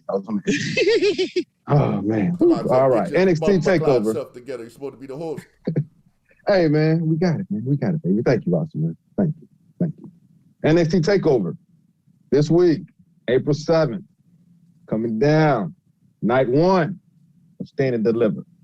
We got the NXT UK Championship match. Walter versus Tommaso Ciampa. Multi-man, who you got? Walter. What's your prediction? Walter. Nice. Can we speak to I haven't got my English character very good yet, so when I get that good, then we'll talk more about Walter. Hamilton Bentley coming soon. Okay. Tone, what you think is going to happen? Who's going to come out on top between Walter and Tommaso Ciampa? I'm going to say Walt. Okay. Quavo, who do you think is going to come out on top? Tommaso, you better come out on top. I'm going to put some money on you, bro. I'm going to put that Hail Mary pass, bro. Make it happen, bro. Please make it happen, bro. Oh, okay. Hey, that's something interesting to see. You know what? Just for the fun of it, I'm a team with you, Quavo. You know what I'm saying? 2-on-2. Let's see what happens, baby. Next, we got the NXT Tag Team Championship match triple threat with MXK versus the Grizzled Young Veterans and Legado del Fantasma. Who's coming away with the win, Tone? I'm not sure. Who was the second team again that you said? Grizzled Young Veterans. I'll take the Young Vets. Okay, all right. Multi-man, who you got? MSK, Grizzled Young Veterans, Legado del Fantasma. MSK. All right. Quavo. Yeah, I agree with him on that one. MSK. You should take the win. But yeah, they should. You know what? I'm gonna be controversial here. I'm gonna side with Tone, Grizzled Young Veterans. Let's see what happens. Maybe something shocking. You never know. They might throw a monkey wrench up in there. All right. Then we'll have the number 1 contender gauntlet eliminator match. We had the winners, so we know the 6 that are going in. Who's gonna win it, y'all? Hollywood. LA Knight. LA Knight? I knew you was going to say that, man. Quavo. Man, I don't want him to win, but I feel like Loomis won't be able to beat him. LA Knight might take this win, bro. Yeah. I can dig it. Tone, what you think, man? I had to go with LA Knight. Okay. Yeah, I got to agree with y'all, especially with the way that they ended NXT. Yeah, with him, looks like LA Knight may do it. All right. Then we got one we're looking forward to, I think all of us are, the NXT Women's Championship match. Io Shirai versus Raquel Gonzalez. All right, we're going to have to go with that one more time. Io Shirai. Io Shirai. There you go, baby. Who you got? But Raquel's taking that shit. You did all that to say that. My man. Tone, who you got, man? Take Raquel. Okay. Hollywood. Io. All right, you know what? I'm going to side with you, man. All right. Now we got, and I hope he's listening and changes his outfit, Pete Dunne versus Kushida. Multi-man, who you got? Say that one more time. I'm sorry. Pete Dunne versus Kushida. Ooh, this one is, damn. Yeah, I don't want. This gonna be a good one. No, it's not even. Yeah, that too. But damn. Yeah, this is a toughie. They love Kushida still had the line, but they like Kushida too. I'm gonna go. You know what? I'm gonna go with Kushida. Kushida, okay. I am the Oracle, so I'm gonna go with Kushida. Okay. Quavo, who you got? Yeah, I've been done with Dunn since he had decided not to change that onesie. So, Kushida, you better take that win, bro. Make him tap the way that Rastaman doesn't like talking about tapping. Make him tap. man. Threw shots at the roster, man. You shouldn't have did that. Oh, shit. Here we go. Tone, what you got, man? You said it was done, and how you pronounce the other guy's name? Kushida? Yeah. Yeah, I'm gonna go with Kushida. Okay. We like Kushida all the way across the board. All right. I'm not about to root for no man in the onesie, but Pete Dunne do be rushing the shop out there, but we ain't got to change that. All right. And that's night one. All right. Anybody think going to happen special night one? Predictions, surprises? Anybody? Throw a shot out there? No, I think it's gonna be a good show. Okay. All right. Cool deal.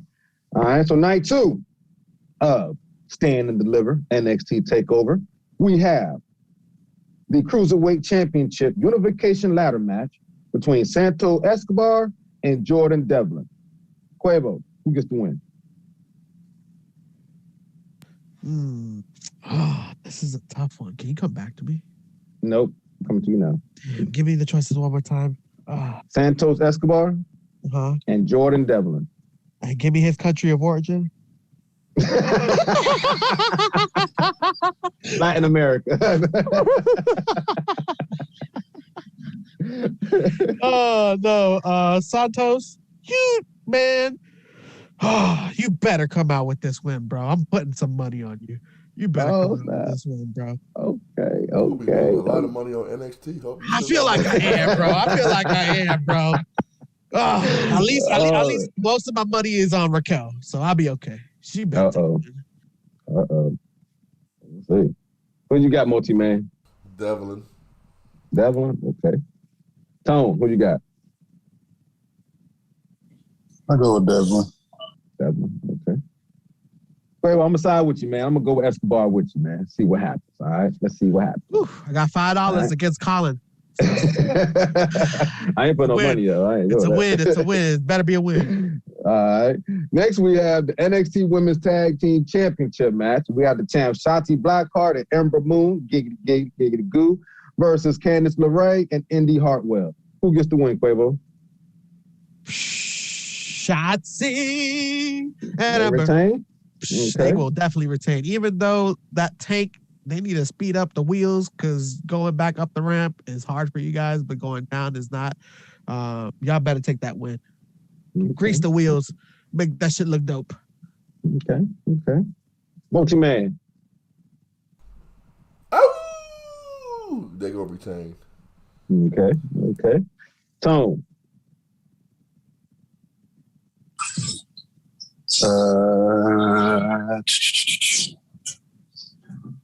Ember Moon, yeah. Okay. So we like them all across the board. So ladies, good luck. Giggity goose to everybody. We love you. All right. Next, we'll have the North American Championship match will be Johnny Gargano. And I guess we all sit across the board that it's going to be LA Knight that may win. So if it is LA Knight versus Johnny Gargano, who comes out on top? Or if it's anybody else, does Johnny Gargano retain, I should say. Quavo. Yes, sir. Who comes out the winner of this match? Oh, Johnny's going to come out with the win. He better. Okay. He better. Do it for all the North Americans, bro. You can do it, Johnny. I kind of believe in you. A little bit. A little bit? You opening pulls Enough to put an opening bid.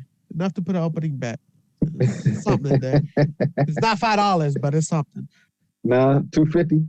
Man, dude, you way too nice. That's like a McChicken, bro. That's a McChicken bet. And I don't even eat McChickens, but hey. Oh no. We like the good stuff. All right, multi-man. What are your thoughts on this match? LA Knight. No question. LA Knight wins, he's going to beat John. LA Knight, yep. Okay. All right, cool deal. I think, you know what? I think that if LA Knight does win, I think he will retain something different. No? It'll be good to see. All right. We're going to get back to Tone in a little bit. We're going to go on to the next one. And the next one is one that Ooh, I don't know which one to call out next, man. I'm tossed up. You know what? We're going to do it like this. NXT Championship match. Finn Balor versus Karrion Kross. All right? Quavo, who you got for this one? Oh, damn. Oh, this is such a good match. I really want to see it. But I don't want to see Karrion Kross win, but I do got to put my bet on him. Karrion Kross? My bet on Kross. Put my bet on Kross, even though I don't want to see him win. But yeah, I think he's taking it. I think he's taking it, bro. Okay. I'm glad I came to you first then. Multi-Man, what's your pick for this match? Finn Balor or Karrion Kross? Does Finn Balor retain, or do we get a new NXT champ? The Prince. Finn Balor. Okay. I got that too. Finn is definitely retaining. All right. So Tone, back with us. Who you think gonna win the NXT Championship match between Finn Balor and Karrion Kross? I think Finn Balor will take that one. Okay. 3-1. Oh, Quavo. Looks like you might be losing a lot of money on this match. Or winning a lot. We'll see. Oh, yeah, we'll see. My man. All right.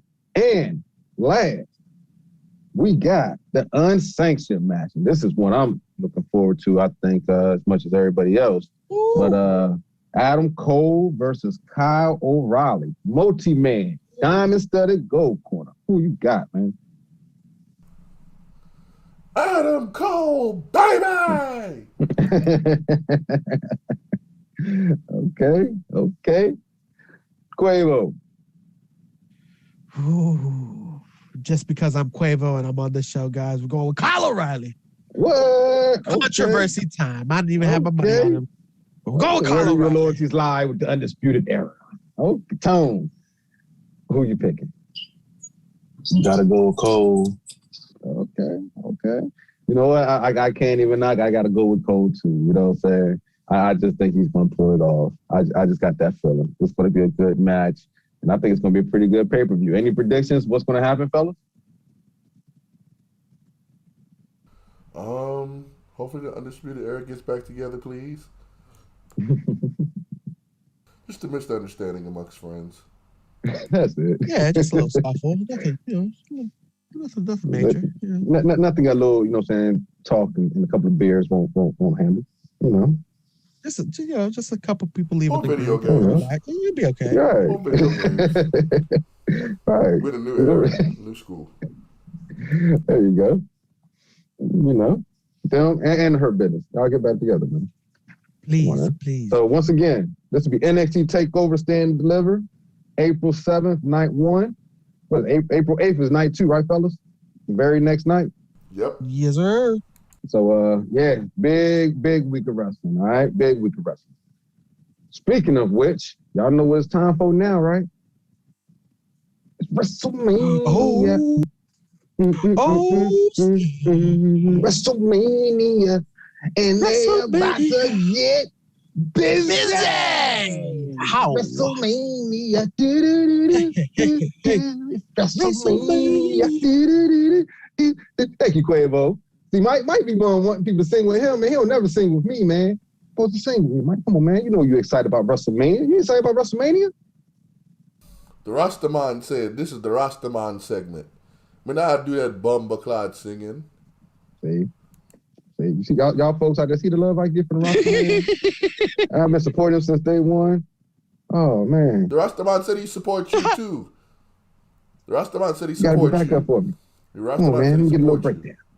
My man. You love the Rastaman love host of our show. My man. You gotta be my backup singer then, man. No, the Rastaman don't sing. All right, cool. You can provide security then? I know you got the guards out there, the armed guards. Provide security for me? No, that's Apollo. Rastaman. The Rastaman don't need security. The Rastaman got Rasta. I know that's right, baby. The win almighty. All right. So, y'all ready for it? As DX would say, are you ready? Are you about to sing again? WrestleMania. Are you ready? Bumba Cloud sing again. Oh my goodness. Yeah. WrestleMania.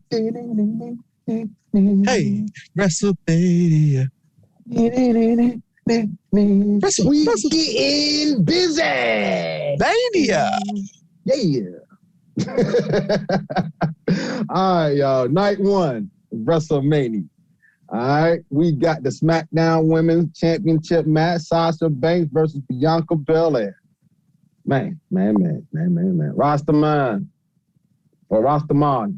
Who you got, man? Rastaman don't know. No? Don't know. May yield my time to someone else. Oh, man, he's very disappointed about this match. Yeah, he's disappointed about this match. You know what? And I will say, I give credit to him, man. He said in the beginning he did not want this match to happen. You know, Mike T, the Oracle, did say this match was going to happen. He did not want to see it. So I can totally understand where he's coming from, you know. I'm not going to even torture him on this because this is, we have no winners with this match. Who you got, Quavo? Or do you feel the same? Damn, yeah. It's a lose-lose situation, so... do we get a new women's champion? I need to see Sasha win. Sasha win. She needs to get her win. Yeah, because she is undefeated at WrestleMania. It sucks because they took all this time to build up Belair, but Sasha, take the win, please. Okay. Tone, who you think gets the win of night one, WrestleMania, coming out April 10th, 2021? Sasha Banks, Bianca Belair. Does Sasha retain, or does Bianca Belair, the hottest thing on the market right now, become our new SmackDown Women's Champion? I want to see Belair win. That's just my opinion, but I got a feeling that they'll give it to Sasha. I mean, it don't really matter who wins. I mean, it'll be good for either both of them if they win, but it's just the fact that they got to go against each other. So one person got to lose, and that's the tough part. But I think Sasha did pretty well at WrestleMania so far, so I think they will give it to Sasha. Okay. All right. And I'm going to save my pick for the end. I'll let y'all know why. Okay. Next, we have Bad Bunny versus The Miz. Quavo, who you got? It's a shame I got to ask who's going to win this. By the way, I just want to point that out. Oh, my God. Say the competitors one more time. Bad Bunny versus The Miz. Like, yeah, Bad Bunny weighing in at 145 pounds. Going up against The Miz, who was Darby like Allin weight. Darby Allin weight. All right. Bad Bunny's Darby Allin without the skateboard, though. So, and instead of Sting, he got Damian Priest. Oh Lord! At least he got somebody younger who ain't gonna, break down. Yeah. I was about to say. Oh my God! Somebody got somebody that doesn't change the weather. Right. All right. Oh my goodness. Oh my. Okay. Yes. Y'all know. Everybody knows. Whoever's been listening to this podcast from day one knows that I don't like Bunny, but I respect the guy. I respect the guy because he's entertaining. So Bunny, do it. Take the win, bro. Beat The Miz. I don't know how you're gonna do it. Damien's gonna help you some kind of way, but you get that pin, you get that win. Make it happen, Bunny. Okay. So, what you got for this one? I need to go ahead and see Bad Bunny take it. Bad Bunny? All right. Multi-man. Miz. You know what? I'm going to side with you. I'm going to side with you on that one. Something's going to happen. It's WrestleMania. It'll be great. I don't think that would be a good move, too. Like, even wrestling look-wise, to have Bad Bunny beat The Miz. You know what I'm saying? Like, forget respect for him. He is putting in the work. But nah, I think that's in the wrong statement. All right, next we have Cesaro versus Seth Rollins. Multi-man. Who you got for this one? Me hope he come out in a suit. But Cesaro's pun going to win the match. Okay. Quavo. Let's give it to the cyborg. Cesaro. Take that joke, bro. And Tom. Cesaro. Okay. All right. Next, we'll have the Raw Tag Team Championship match between the New Day and AJ and Omos, which I'm totally convinced that anybody that's named AJ and is involved in wrestling is great. So, who you got, Quavo? Ooh, see, this match, most people would expect Quavo to be like the New Day because Quavo loves entertaining shit, and Quavo likes to laugh, and New Day does a great job doing laughs. But AJ Omos, you take that mauve-colored shirt and your love for peanut butter caramel, and you win the way that Andre the Giant would win, okay? So take that win with AJ and get them belts, bro. Okay. Multi-man. AJ and Almost. Okay. Tone. AJ and Almost. Okay. I got the same thing. They better not lose. I love what I see with them guys. All right. Next, we got Shane versus Braun Strowman in the steel cage match. I know you're looking forward to this one, Mike T. Who you got, baby? Woo! I want to pick Braun, but okay. So all right. So since I am the Oracle, and I'm probably going to be right about most of these. Braun's probably going to win, but I want Shane to win. You want Shane to win? Okay. Yes, I want Shane to win. Okay. Tone, what you got?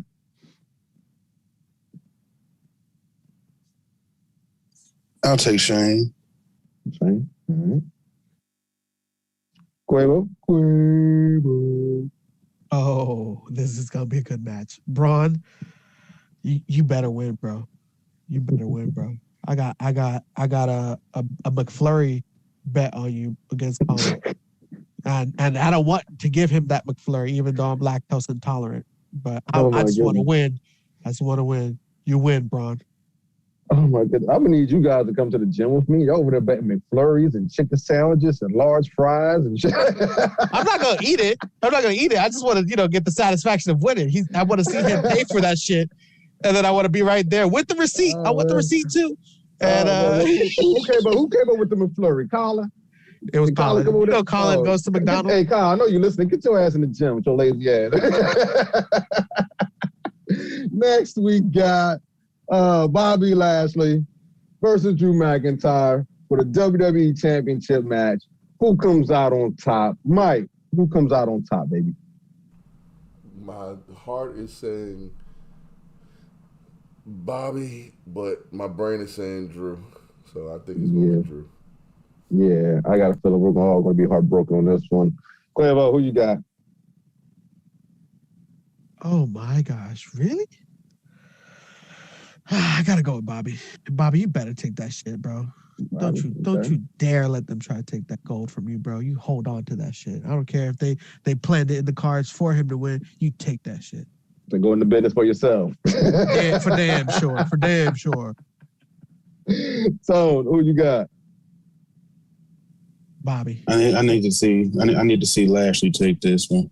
Mm-hmm. Ever since he came back to the business, he didn't been on a warpath. Just need to go ahead, keep it going. Let him get that win.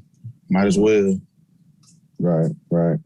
I'm torn between this because I want Bobby to win, but like how Mike pointed out, WWE has a history of disappointing us. So my brain's telling me that Drew wins. However, something in me is saying that something could happen. Hopefully the breakup between them was a ruse and Vince comes at the last minute and forms a new Hurt Business and Bobby retains. You know what I mean? That would be great. You know what I mean? Two new characters in the business. Yeah, you know what I mean?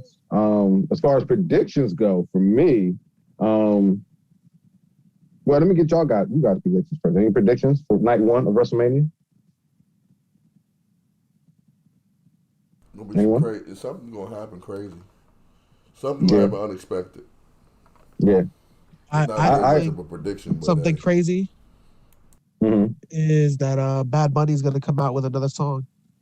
He's going to come out with a brand new entrance song for himself, and he's going to perform it while he's walking down the ring.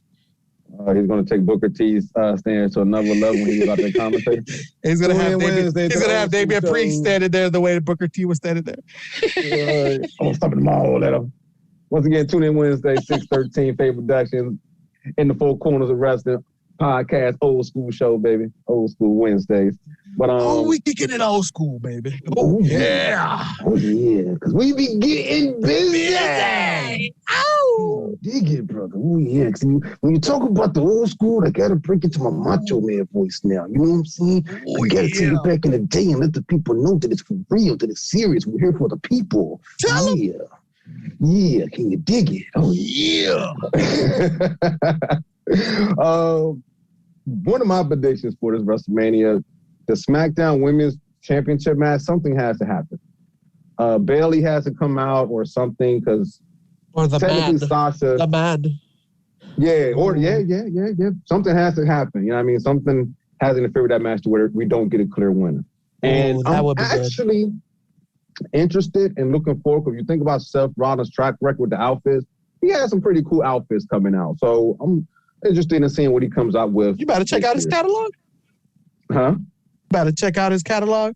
No, I mean, think about it. When he came out with the Tron one year, well, yeah, I guess I did check out his catalog. He came out with the Tron, he came out with the Ice King, he came out with a whole bunch of stuff. I'm like, okay, that shit was sweet. He came out with a Jordan Joan or something like that, a Bears Joan. You know, he was doing it. True. Damn, we might need to check out WrestleMania, everybody steps it up with their interests and their gear. Look at Charlotte. You know what I mean?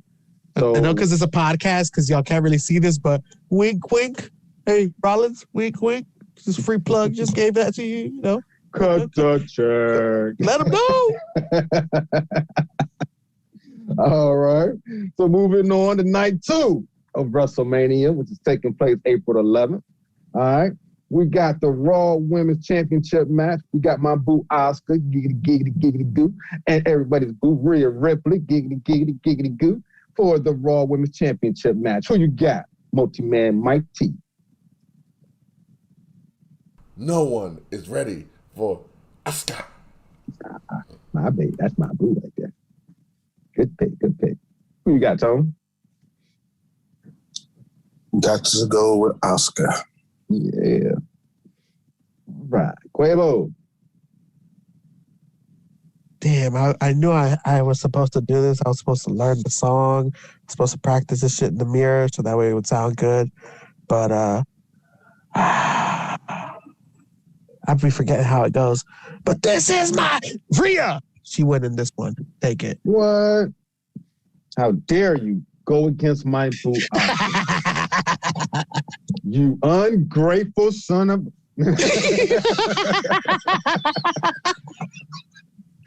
Going against my Asuka, we love you. Hey, I think Mike said it best last week. Fuck you, Quavo, man. Oh, man, well, he's getting jumped in the gorilla, y'all. All right, chair shots. Mike, get the tables. Next, we got Kevin Owens versus Sami Zayn. Who you got, Quavo? Oh, Sami Zayn. Oh, damn, and the Holuva kick. Oh, this is a tough one. That Holuva kick, the hell of a kick. Haluva. Oh Lord. Haluva.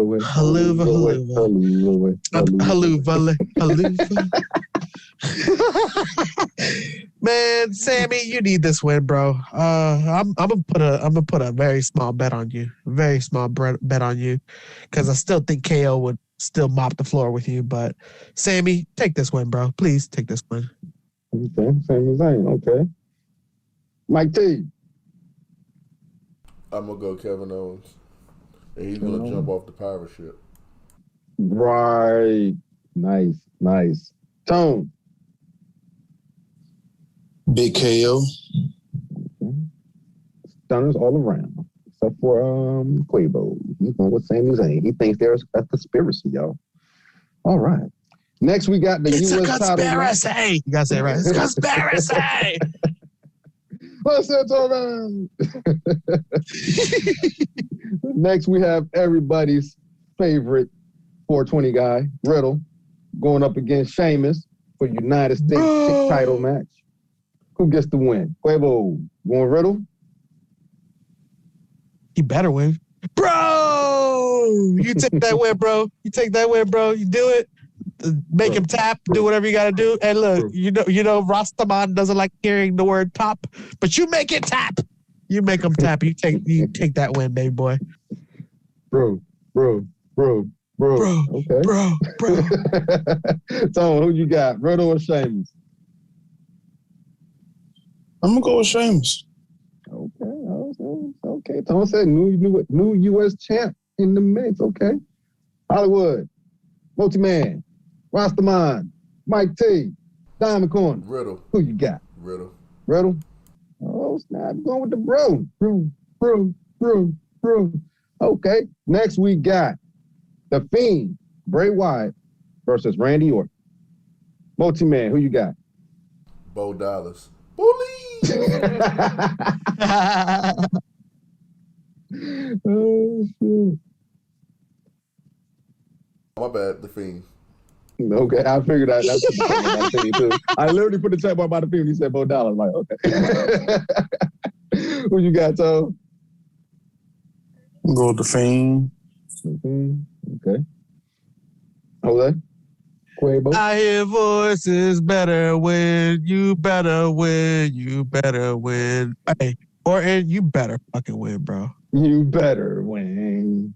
You better win. I don't know what you need to do, but you need that win, my brother. Is true. You better win. Hey, we need to go on the road with that one. I practiced that one a little bit. All right, my man. Yeah, I'm gonna have to side with you. I want to see Randy where, I don't know, just for the fuck of it. All right, next we got Rastaman. I can't say it like he do. I'll let him say it. Got the Tribal Chief, Roman Reigns, versus Edge, looking like the Crypt Keeper, versus little old Daniel Bryan for the Universal Championship. Who comes out with the win? Diamond Studded Gold Corner. Who in there? Who wants to give their choice? Who winning? Rastaman say, look, you don't ask me the bumbleclaw question. You know who's going to win. The Tribal Chief. My chief. That's why I do it. Oh, man, I love it. So, who you got? I'm gonna pick Roman Reigns. Okay. Hey, Rasta man, who did he just pick? Who did Tone pick again? My chief. The Tribal Chief. Love it. Quavo. My chief. The Tribal Chief. My chief. The Tribal Chief. Lord of mercy. Yeah, oh my gosh. Oh, I wasn't even going to pick the Tribal Chief, but let's go with Tribal Chief. Yes. Rasta man, who did Quavo pick? What you say about the bumbleclad Rastaman? Who did Quavo pick? The Tribal Chief. You know, Quavo fat ass been talking shit the whole damn podcast about the Rastaman. He don't know that the Rastaman he don't know nothing about what he probably talking about. The Rastaman say, Quavo talk about he like entertainment, but he love Impact in AEW. He don't know about entertainment. He don't know about my chief. Next, the Rastaman say next. Oh, man. All right, and last, well, I saved this match for a purpose for last. We got the IC title match with Big E and Apollo Crews. Oh my God. Hold up. Let me go first. Let me get to Anthony. Yeah. Hold up, Quavo, real fast. Who's your pick?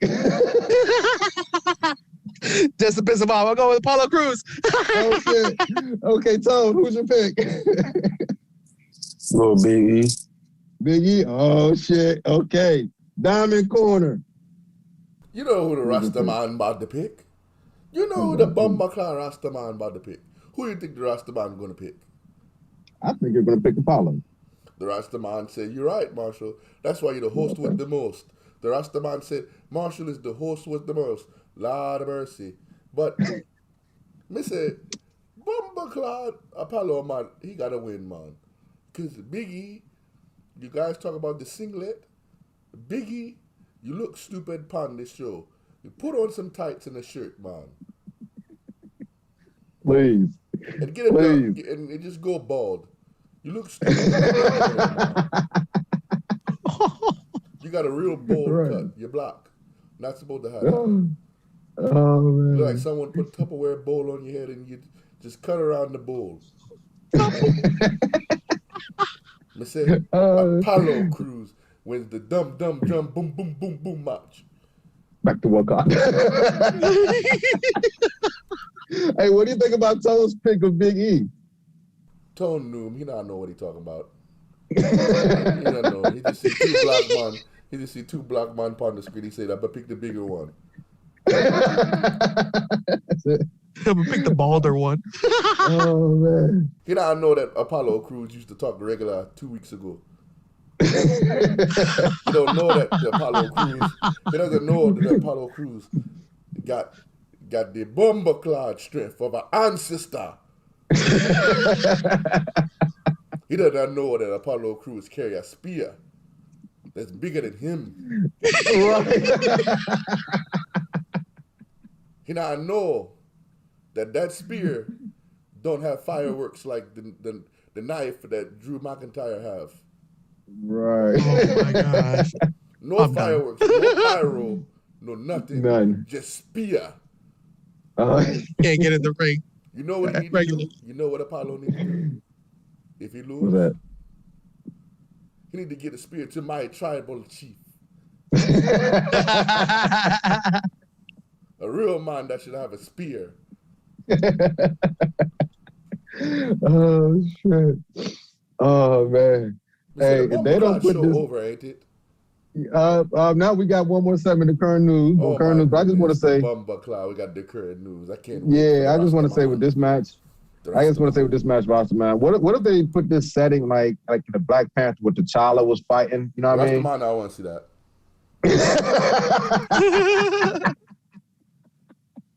Rasta man in the ring. Wrestle 1, 2, 3 count. Whoever win the match. No pre-tape match. No pre-tape match. Oh man. We like cheaters. You like cheaters? Yes. They lie. They cheat. They say, "What's your predictions, man?" Never top. You never tap? No, that's a You never tapped out? That's a Bumbleclad edit. That's before he was the tribal chief. Figment of their imaginations. I mean, I know what that means, but tell you that the Rastaman said he never tapped. I didn't see it. The Rastaman didn't see it. Hey, Quavo, he said since Rastaman didn't see it, it never happened. I mean, he's still the champ. I don't disagree with him. Hey. He's still the tribal chief. He's my bad. Yeah, that's right. He's the tribal chief. What? Don't mess with Rastaman. Won't need you disappearing there, Quavo. Any predictions? Well, you know who did it. Mr. Bumbleclad Colin. You hear this? You listen to all the shows and you got commentary. Mr. Rastaman said, "Come on this show, Bumbleclad, so we can tear you up." Talking about my tribal chief. You don't know what you're talking about. Challenge. You have no hair. Oh, that's challenge. Any predictions for WrestleMania before we leave this segment, fellas? Yes, Mr. J. will be here, Colin will be here, and Rail will be here, and they're all going to see why they left the show, because the Rastaman done took over. Make sure y'all tune in next weekend. Watch Party WrestleMania, baby, April 10th and 11th in the Four Corners of Wrestling on YouTube. Rastaman will be there. Don't tell the people that Rastaman going to be there. Rastaman tell the people that he's going to be there. Rastaman say, "I'm going to be there." Do that to Hollywood Mike T. He's a little more passive than Rastaman. The Rastaman don't Bumbleclad care. The Rastaman going to be there. But you don't tell the people the Rastaman going to be there. The Rastaman my bad, Rastaman. My bad, right? Yeah, hey. If he's there, the folks, he's there. My bad. I don't want to lie to the people because we do this for the people. So there you go. Rastaman might not come to your party. Rastaman There you might go. throw his own party. The Rastaman going to take over WrestleMania. Oh, snap. Me and Quabo. It ain't gonna be as lit as that 613 party roster, man. So hey, just saying, you might want to come. There's no party without the Rastaman. Hey man. Them's his facts. And Oh, my lie. chief, the tribal chief. Uh-oh. The Rastaman said that we're doing both days, right? Yeah. The Rastaman said he will not be here Saturday. The Rastaman going to take off that day because they got the two black women fighting on that day. So the Rastaman not going to be there. Oh, all right, we understand. Yeah, but Sunday, We understand. Rastaman going to be here. Why? Okay. Because who's on that? Who's on Sundays? Who's on I Sunday? think Colin and Jay Will and that bumbucklad buff Raw. Oh, but we don't watch WrestleMania. Yeah, we don't care for about them. We don't give a fuck about them. Who's on the actual card? Like, Yes. You know My it. Chief. I think Tone and Kaj are going to be on Saturday. Okay. Oh, we like them. They could be on. Yeah, I like them too. They're the bumbucklad show. Got gangsters and thugs and hoodlums and killers. Yeah. They got drama killers. They have killers on their show. And so many ups and downs. It's awesome. I love it. I love Roller this coaster show. ride. The man that was the bumbucklad man was emotional on their show. Everybody else Slobber would laugh knocker. at the man cry, but I saw the power. Lord of mercy. Hey, you know what? I believe if he was talking to the Facts crew, they would have ripped him a new one. Shout out to the Facts ladies. Oh, for real. The They Facts would ladies have look before them. They would have ripped him a new one, right? Look, they would have ripped him a new one. Then they would have consoled him. And then they would have ripped him a new one again. Like, it's all right, baby. It's like, you need to get your shit together, right? Look, Man the fuck up. But it's okay, bro. It's okay. We understand. But you're acting like a pussy right now. You just got to man up. Say it with your chest. You're talking like a little bitch right now. But it's all right, baby. Your horoscope says you a bitch. Man up. Right. He didn't even ask the zodiac sign. They just said your horoscope is get over it. Get your shit together. 9 days is too many. 9 days is too many. Oh my God. Shout out to the fast girl. They gonna be there. The boy take a part in the shower. 9 days playing the same game. The bumbucklad Rastaman. Lord have mercy. The Rastaman said you got to ease up so you can watch my tribal chief. Who's chief? My tribal chief. There you go.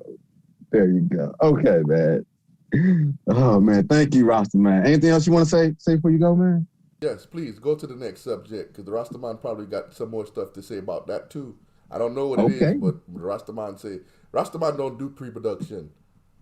He don't come to none of that bullshit. He really don't. The Rastaman got more time on his hands than all of everybody.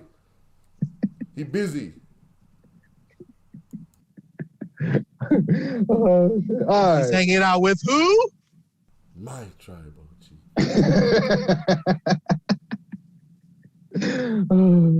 Okay. All right. In current news today, it's been put out. Chris Jericho is going to be on Stone Cold Broken Skull session. I, for one, can't wait for this. How y'all feel about this? Quavo. I think you done broke him. Okay, there you go. He did break me. Because you know all I can think about right shut up now. when you broke in because the Rastaman got a lot to say about this. The Rastaman got a lot to say about this. The Rastaman said, oh, yeah, okay. You okay, Quavo? What you gonna do, Quavo? Oh, I'm good. I'm right now. I'm getting into character for my tribal chief. Uh-oh. Okay. All right. Gold Corner. What's your thoughts on Jericho being on the Broken Skull session? You know who he's getting ready for his tribal chief? I'm his tribal chief, the Rastaman.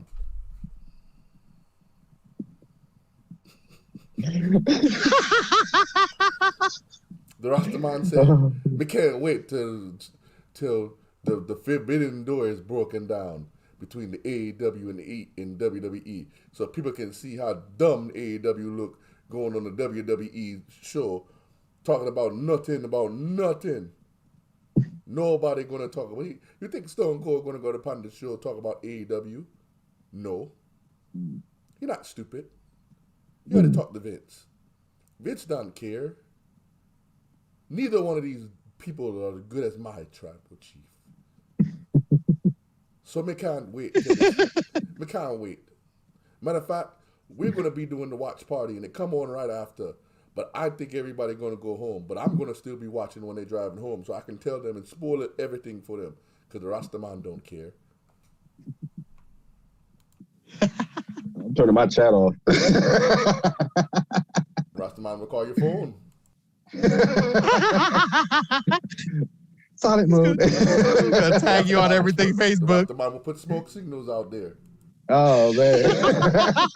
Closing my blinds. He's gonna send out carrier pigeons. Right. Like they're gonna all be lined up on my balcony and stuff. Oh man. So dirty. They're all gonna be saying tribal chief. Tribal chief. Tribal chief. Tribal chief. Oh man. Tone, what are your thoughts about Chris Jericho being on Broken Skull session?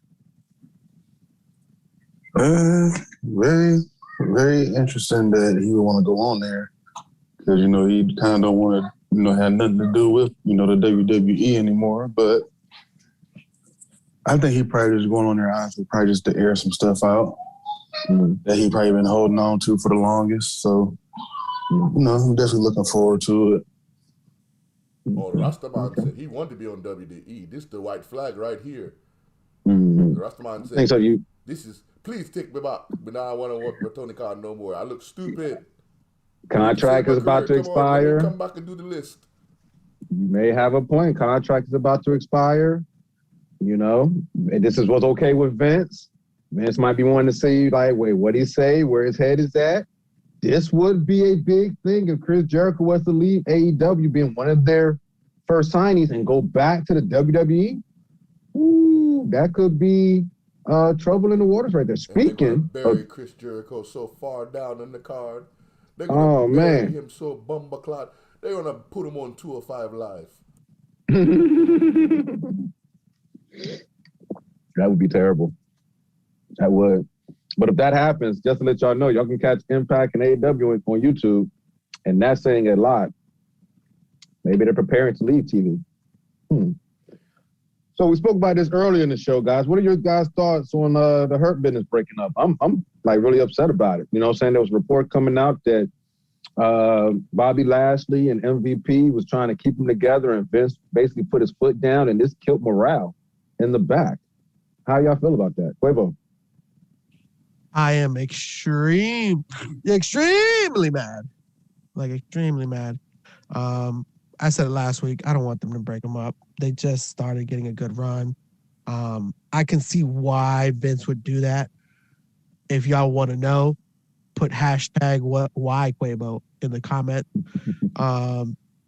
There's just it blows me, dude, because you know I said it last week, bro. This is the perfect time when you actually have crowds and fans engaged in the Hurt Business. They had gold, you took gold away from them, and now you're dismantling them. And every time they dismantle, there's more of a probability that it's going to turn out bad than good.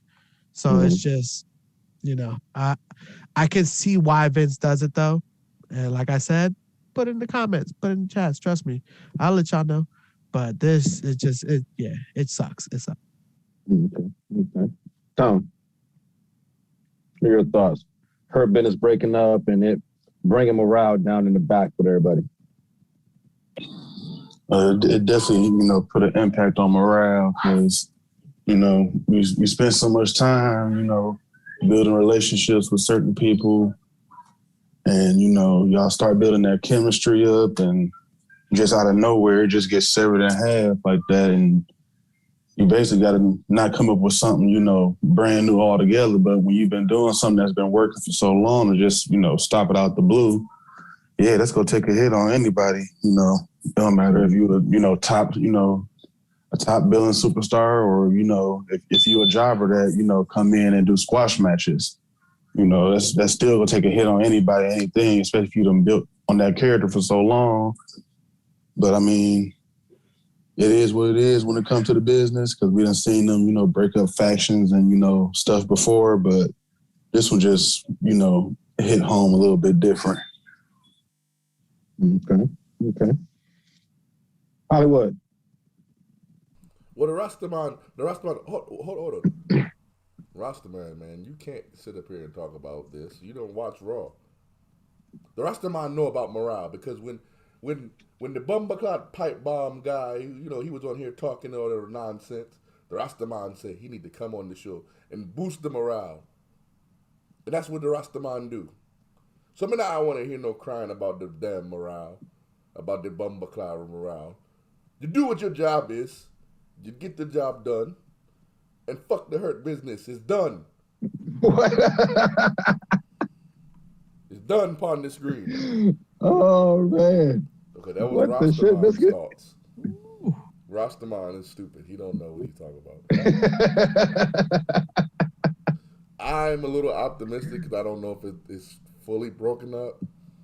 It kind of, with the way the wording was about them not being at. The Hurt Business was banned, but not those two. And they're not in the Hurt Business anymore. So technically, you know, we don't know what will happen. So I'm optimistic something good might come from it, but I mean, yeah, it kind of sucks. Yeah, I feel the same way. Like I said, just set the tone for Raw that night, you know? Okay, so next, this is a follow-up to something we had talked about in our previous show. And if y'all remember, we was watching AEW one night, and we started hearing the game. And there was no games that was televised on television. But you're watching TNT, and you're watching wrestling, and you hear the whole game. Y'all remember that? Defense. Defense. Subbing in number 42. Right. So now it has come out. So it's come out that TNT is angry at AEW about Sting, Christian, and Big Show, as well as other surprises. Because TNT did not want any kind of surprises. So it's kind of surprising that happened the night after Christian debuted, if y'all remember. So what are you guys' thoughts on that? TNT being angry. What are your thoughts? Diamond, Study, Gold Corner. Well, this is funny. This is funny because this is leaked information. So technically we don't know if it's true or not. But since this is a podcast, we're going to go with this true. This is petty. But the thing is, I don't think that they're mad at the surprises. I think they're mad at the level of surprises. Like, how you going to surprise us with a combined age of 200? Like, between the Big Show, Sting, and Christian Cage, the age is 200. I think if it would have been a Brock Lesnar, TNT wouldn't have said a damn thing. But they might have been wanting to make money off the advertising. Like, you know what I'm saying? Hey, tune in. Chris is going to be here. Sting is going to be here. Made no damn money from Sting advertised, bro. Bama's probably wouldn't have even... No. Okay, so first of all, Big Show, they wouldn't have made no money from that. We all know that. No one cares. Like, that shit happened a month ago, and we still don't know what he does technically. You know what I'm saying? Like, he's the commentary for the show on Monday. Yeah, I'm about to say, no, that's it, yeah. Ooh. Has anyone watched their Monday show yet? No. All right. I have. Okay. Well, we're not talking about people like you. We're talking about regular people like us. The rest of us don't have time to watch that bullshit. We love you, Quavo. Yeah, we love you. Thank you for your dedication to the show. Even though you'll never bring it up on the show. But okay. He did bring it up this week. He did bring it up. He did. I'll give him that. He did. But nah, man, it just shows you, like, I just don't think that they would have cared if it would have been somebody else. Like, if it would have been, like I said, Brock Lesnar, they wouldn't have said nothing to them. I think they're blown. They're more so that's their way of telling them, dog, stop bringing in these old dudes. Like, on notice. you promised us something different. Mm-hmm. You know, you promised the world something different. And as much as we get on Vince McMahon, man, I keep telling, I said it earlier in the show, you got to keep it real, man. Like, everyone blames every decision on Vince, and like we've numbed to the point where we do think every decision is Vince, and we hear everything reported as Vince. But in this case, no one blamed Tony Khan. Like, we really think about it. We really let them get away with that barbed wire match, and then blame it on Kenny Omega. What? We would have killed Vince. We wouldn't even thought about blaming a wrestler. Nope. We would have killed Vince. So I think AEW started with the right intent, and then they wanted to be the alternate of WWE. They wanted to be the different company than WWE, but then they just became WWE alternate. Like, they became a fourth brand for WWE. And I think TNT's like, look, bro, you better sign Punk or Brock or somebody or you know, somebody that's a big name or something, because this isn't working. Like, you know, they losing fans. Like, the last 3 weeks, they've lost fans. Last week, they lost 50,000 fans. So, I don't know. I was one of them. And that's tough, considering. Yeah, it is. And that's the thing. I was one of them, because I publicly said, like, I'm not watching. Well, see, the good like, there's only certain parts. It's like, what? The good thing for them, technically, is for them, they think they might have won the war because NXT is moving to Tuesdays. So, oh Lord, yeah. So they might have thought. I got something about that too. But they're still talking about that. So for them, in the fairness to them, you know, and not in defense, but in fairness to them, that 50,000, that 50,000 that they lost is not that bad, because they'll probably get it back once NXT moves. So that's not really a bad hit for them, really. But at the same time, you're not even hitting 1 million, and you ain't really hit 1 million since we've been in the pandemic. Everyone's been home. That is very true. So that's the thing they need to watch out for. They needed to start building their own stars. Just start building their own. I mean, you know, I don't know. It's kind of weird, because I like how they, like, Colin often says they use a lot of different people, and we see things that we never seen in WWE.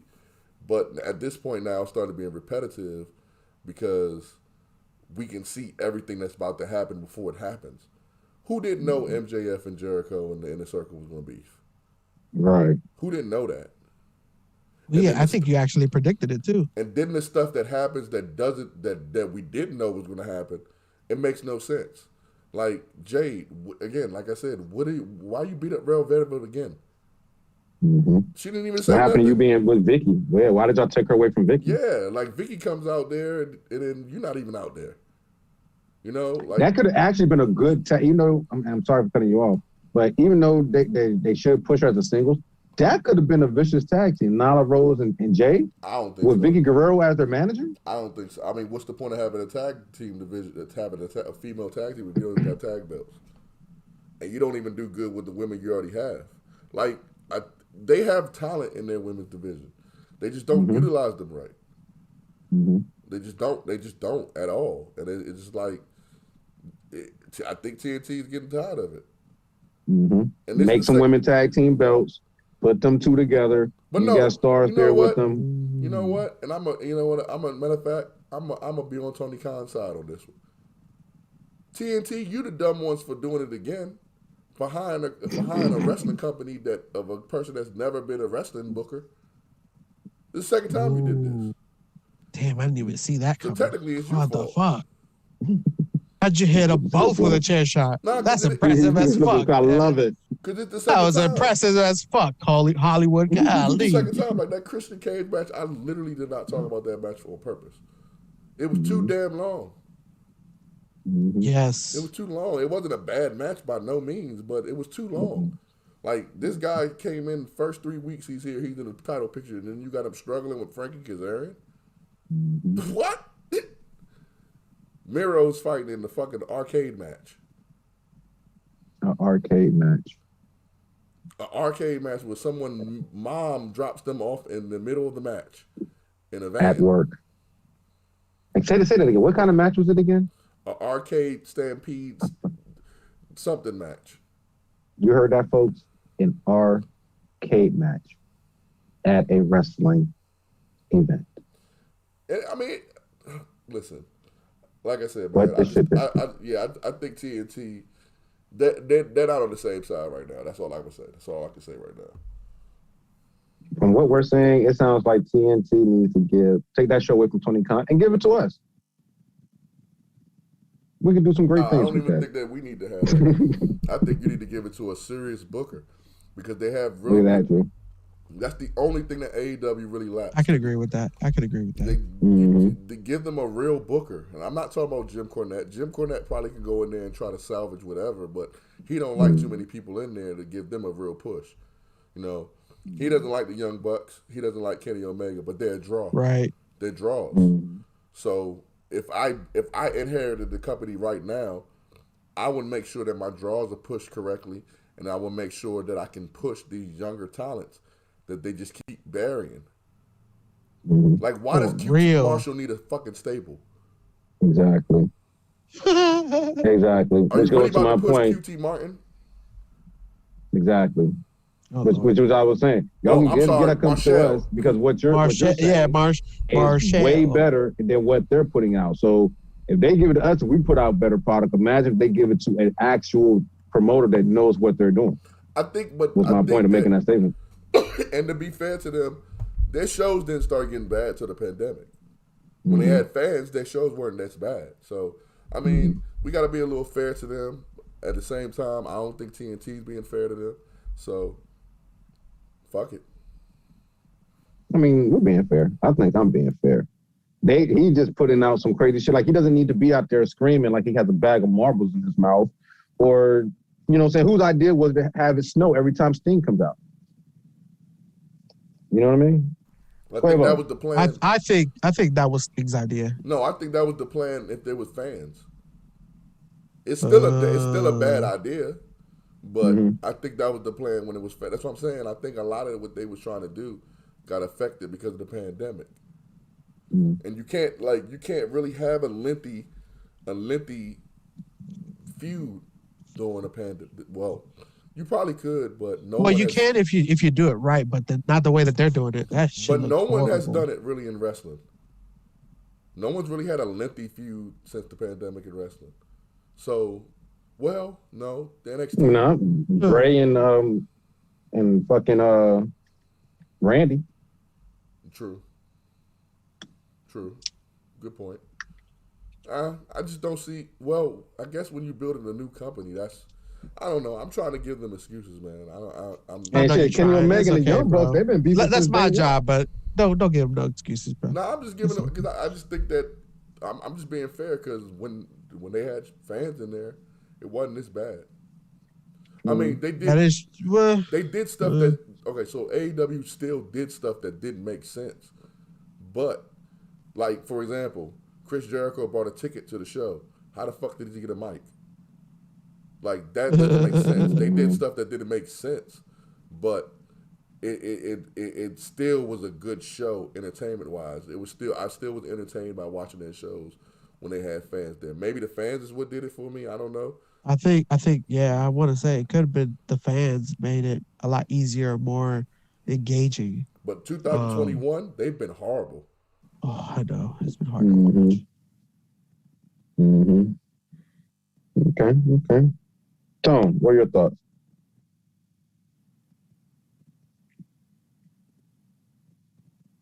I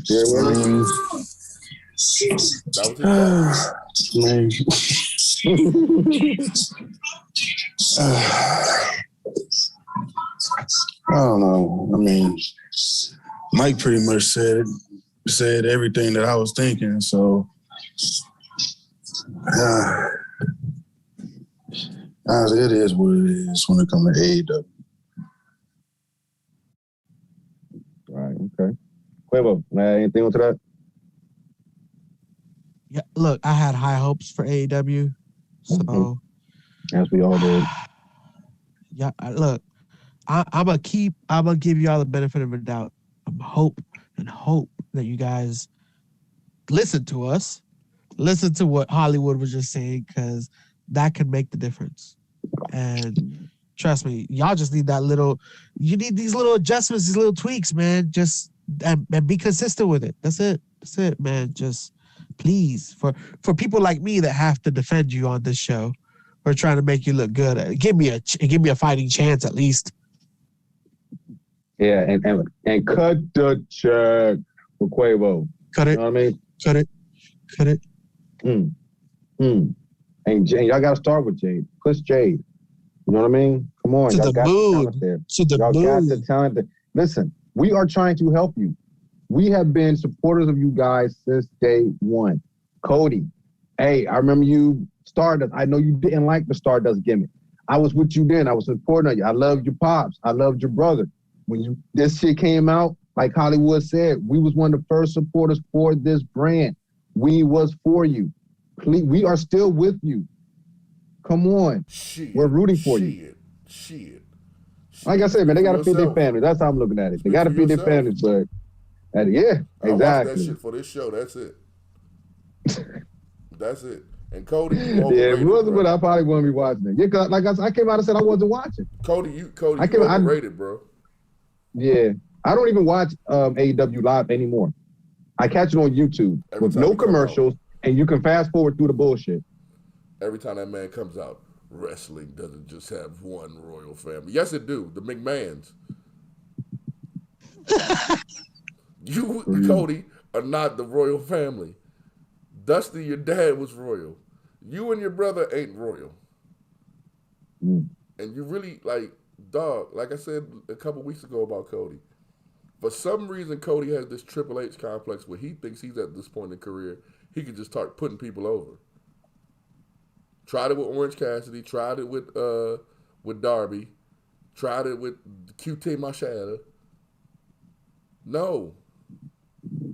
You're not that good. Stop it. If you went back to WWE, they'll treat you like a star at this point, and they'll push you, and then you'll get that. But while you're here at AEW, you're a joke. I'd rather see Stardust.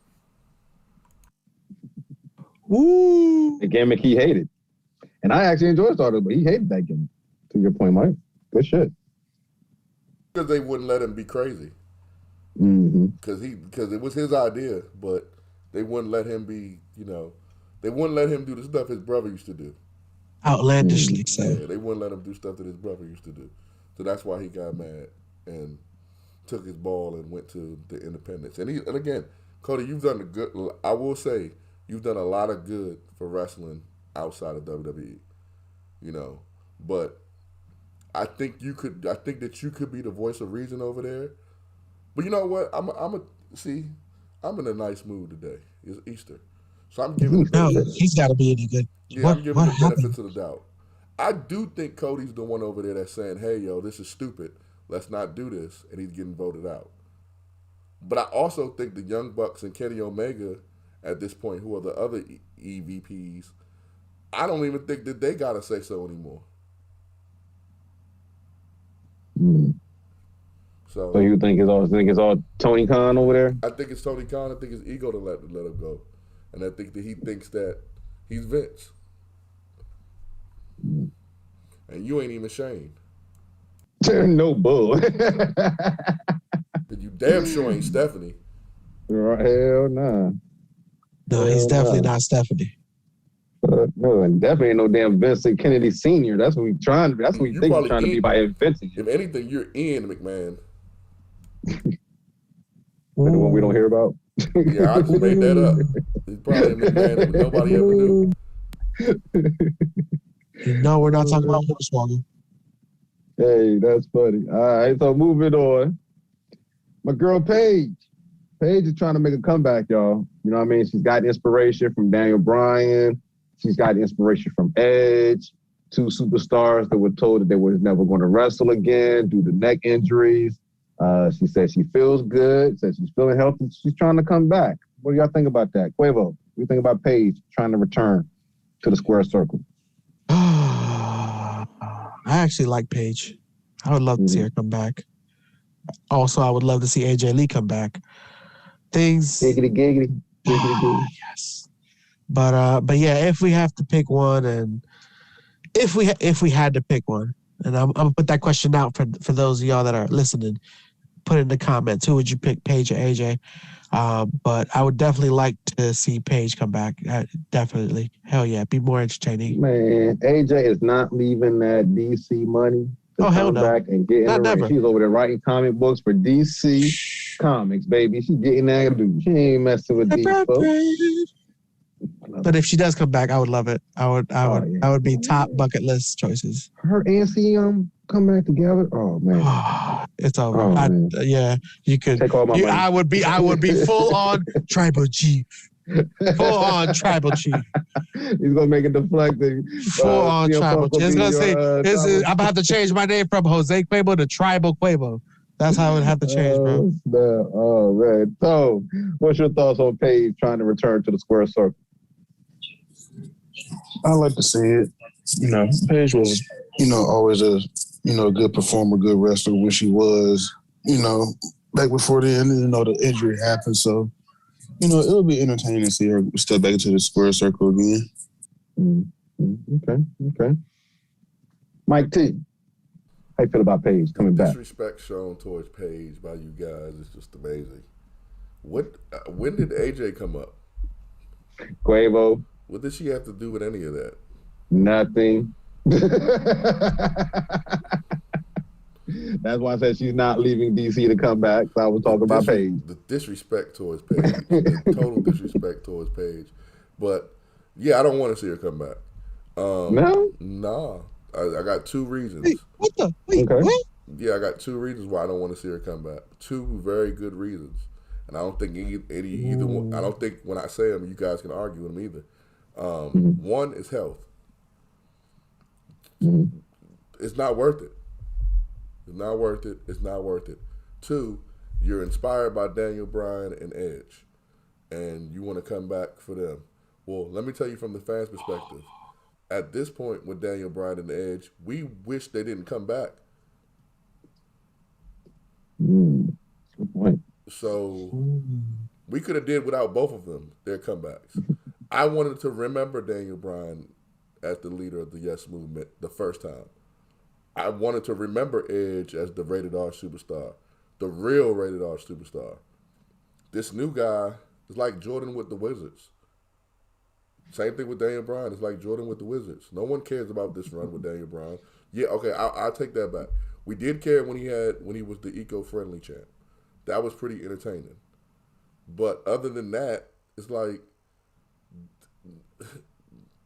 you're going to come back and you're going to give us what these two have given us? I don't want to see you against Sasha. I don't want to see you against Charlotte. Don't want to see you against Becky. Don't want to see you against Asuka. I don't want to see you against Bianca Belair. So what are you going to come back and be a mid-card? Nah. Stay retired, shawty. It's okay. You've done everything that you needed to do. You came in your first day in the WWE.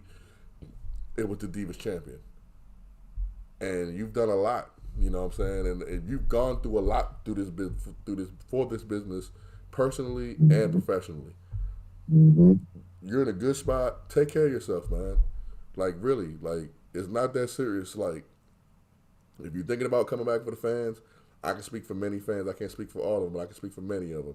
We care about you more than we care about the character that is Paige. So take care of yourself, man. You've been through a lot, man, in your young career. And she's young. She's not even old. She's young. You know what I'm saying? Like, I just don't want to see her get hurt. Right. And again, I don't want to see her career get hurt. So, yeah. Okay, I can agree with that. Okay. But Paige, we love you. You know what I mean? You still get a giggity goo. Giggity goo. There you go, baby. All right. Moving on to the next topic. Peacock. And I gave you guys high praises last week.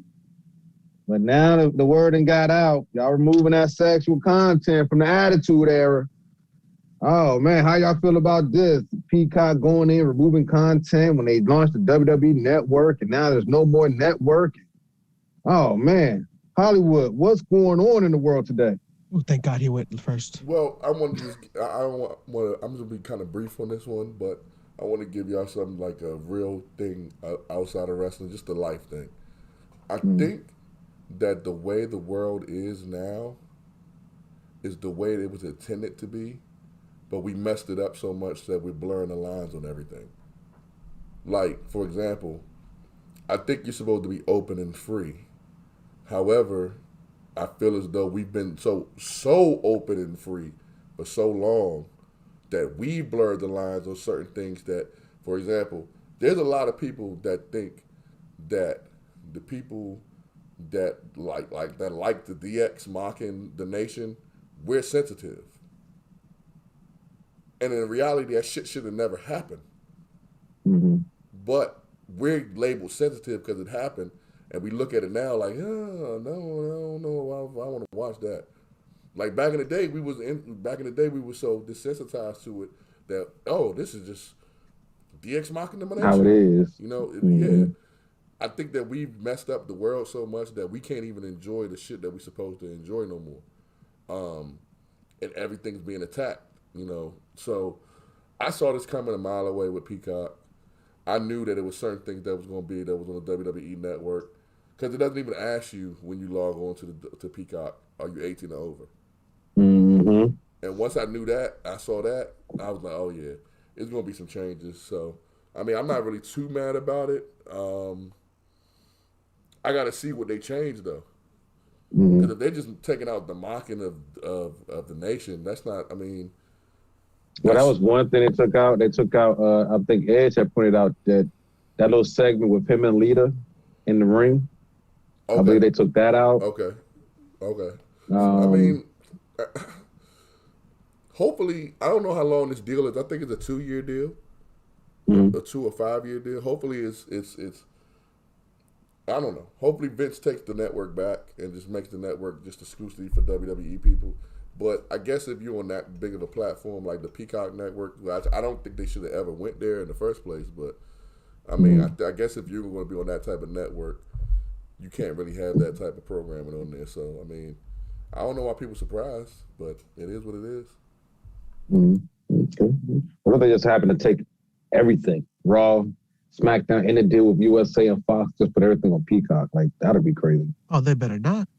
That'd be crazy. Like, oh my goodness. What are your thoughts on this, Quabo? Oh my Lord. You know I don't. Hold on, let's give Tone a chance, bro. Let's give Tone a chance. I'm a shit on this bird. All right, so what are your thoughts on Peacock removing certain contact, you know what I'm saying, from WWE Network and stuff from the old school? Honestly, they should have seen it coming because you should already know that certain networks got, you know, censorship rules and stuff like that. And that Attitude Era, they was, you know, it was on cable TV for a reason.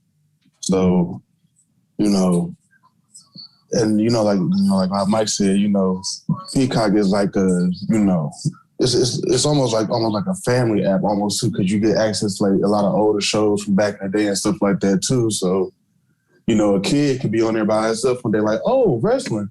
Let me see what wrestling was like back then. And he turned on that episode of Edge and Lita in the ring, and he just, you know, eyes wide open, mouth on the ground and stuff, you know, just hearing King scream out puppies. Right. And, you know, that's his first impression of, you know, what wrestling back then was about. So, you know, I could understand how that could, you know, make, you know, the business look a certain way, especially for people who don't really know the history behind it and the types of, you know, gimmicks and storylines that they came up with and stuff. So, yeah, they should have just went ahead and just stayed, you know, they own network. They shouldn't have partnered with anybody. That way they could have free range of creativity and, you know, whatever they want to put out there. Okay. Cool down. Quavo. All right, Bird. All right, Peacock. Time to. I'll be nice. They definitely didn't think about the ramifications. I don't think they did when they did this deal.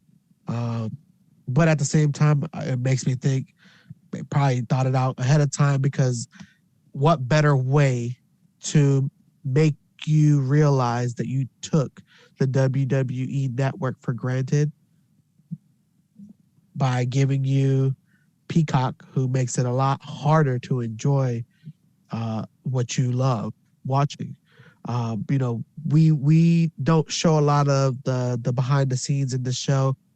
We wrap up everything and give you the recaps and make it interesting so you can engage and go watch it yourself. And doing that, we got to go through the hours of the process and adjusting to the new system, adjusting to how everything is being clipped and cut, and it makes it a lot harder for us to give you a real, honest, and unbiased opinion.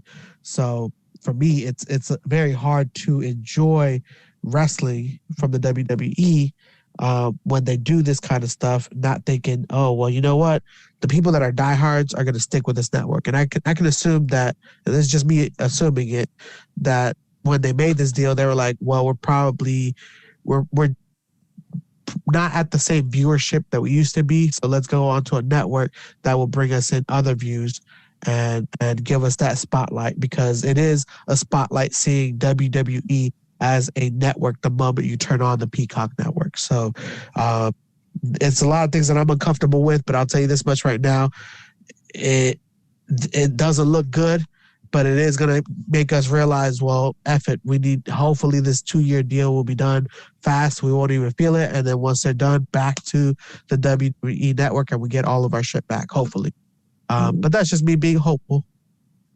Okay. Hot tag somebody in. Quavo, you're a hypocrite. Why?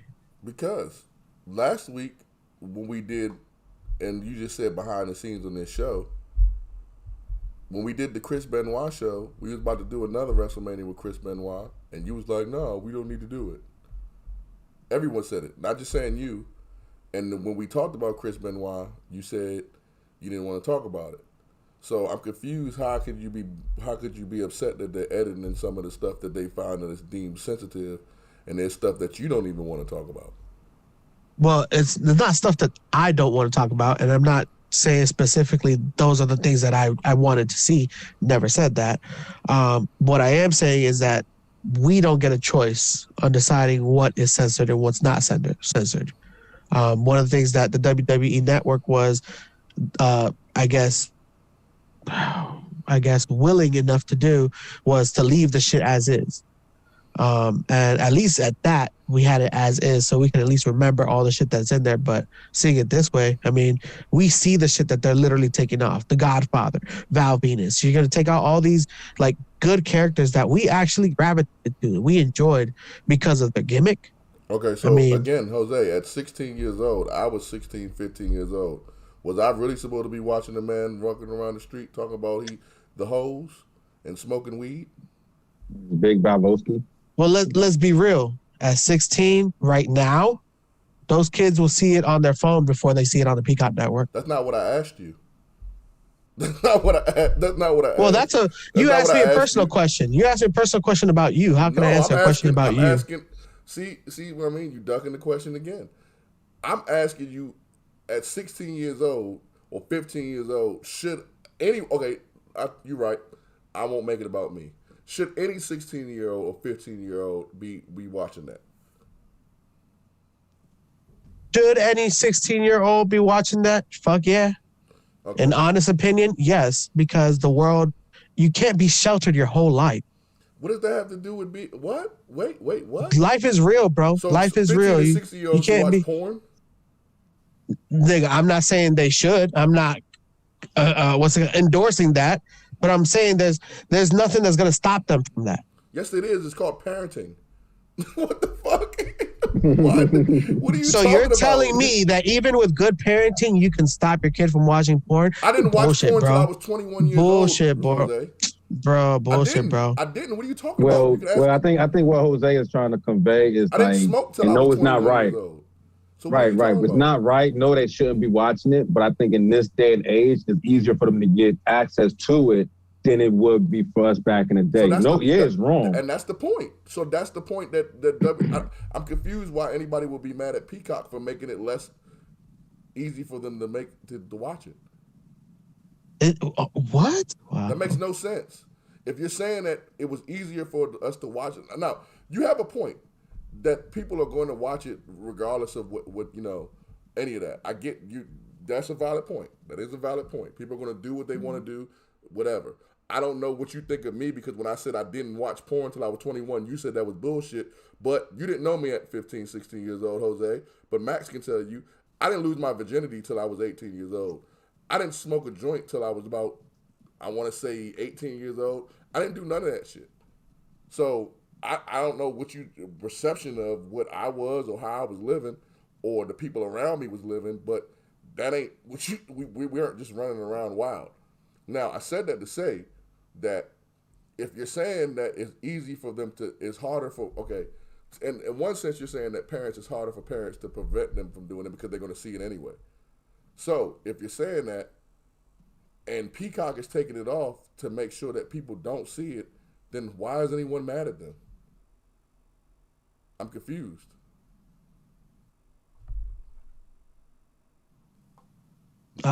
I don't know if you want me to answer or not. Sure. Okay, well, answering you honestly, unbiased answer. And this is, forget what's going on in podcasts, everything on. Honestly, okay, personally, I was raised by good parents. Okay, and honestly, at a young age, I saw porn at a young age. Okay, and just like I said it, bro, like this is the kind of shit like. I'm not going against anybody on this, and I'm not trying to down anybody on this. Your choice is your choice. Whether you choose to see it or you don't choose to see it, that's on you. But the fact that it's out there, it's still going to be out there with or without you. Whether or not you see it is up to you. Whether or not you have good parents that are going to teach you or not teach you, it's still up to you. So it's choices at the end of the day. Now, the fact that they're taking a lot of content out, just for that sake, censorship, I get it. I'm not saying there's nothing wrong with that. But they are taking out extra stuff that doesn't need to be taken out. What? What do you mean? That's confused. That doesn't make any. That part is what doesn't make any sense. I'm confused. You just said Val Venus, like your example was Val Venus and Godfather. Again, Godfather. Kids need to see the Godfather. Yeah, Godfather was entertaining. What do you mean? All right. So basically, you're just saying that kids should be able to do. You telling me you didn't laugh at all or enjoy The Godfather? That's not what I'm saying, Jose. What I'm saying is I shouldn't. Yeah, I think he's saying like a different point. That's what I think that you don't get. I shouldn't have been watching it. Yeah, I think what he's saying is, as a kid, let's say Mike's an 8-year-old kid watching wrestling. Mike shouldn't be watching a grown man coming down to the ring with a line of hoes, talking about D or his hoes on a hoe train and commanding these hoes to give the referee lap dance at his command. I can understand what he's saying, being a father of two children, Jose's two daughters. 100% you know what I mean? Right. He's 100% so right. I can understand you on that. Yeah, I do too, because on the other aspect of it, it is about the parents too. Like the parents are the ones that expose the kids. Everything starts at home. I mean, you can forget kids. Let's forget the kids. Let's be real. Let's be 100% real about it. Vince McMahon tried to sell his daughter. Yeah. Like, come on, bro. Like, there's a line that should be like I'm on Jose's side with this. WWE has fed us a lot of bullshit over the years. I can agree. Do we really need to see that? Why are we upset about what they're editing? And it's like Jose is right. People are going to go see what they want to see, what they want to see. My question wasn't is that's the question. My question is, should they see that? And if the answer is no, they shouldn't see that, then I mean, I don't know. I never knew that. See, for me, it's not. And see, I agree, and don't take this wrong. Whoever's listening, I'll give y'all one more minute on this. I don't disagree with him. Okay, I don't disagree with him entirely. Okay, I don't. I think they shouldn't be exposed to that at a young age. I think that is something that shouldn't be aired and it shouldn't be televised because it is going to desensitize the young minds to thinking this is normal. And like I said earlier, like this shit that we got exposed to at an early age that we weren't ready for.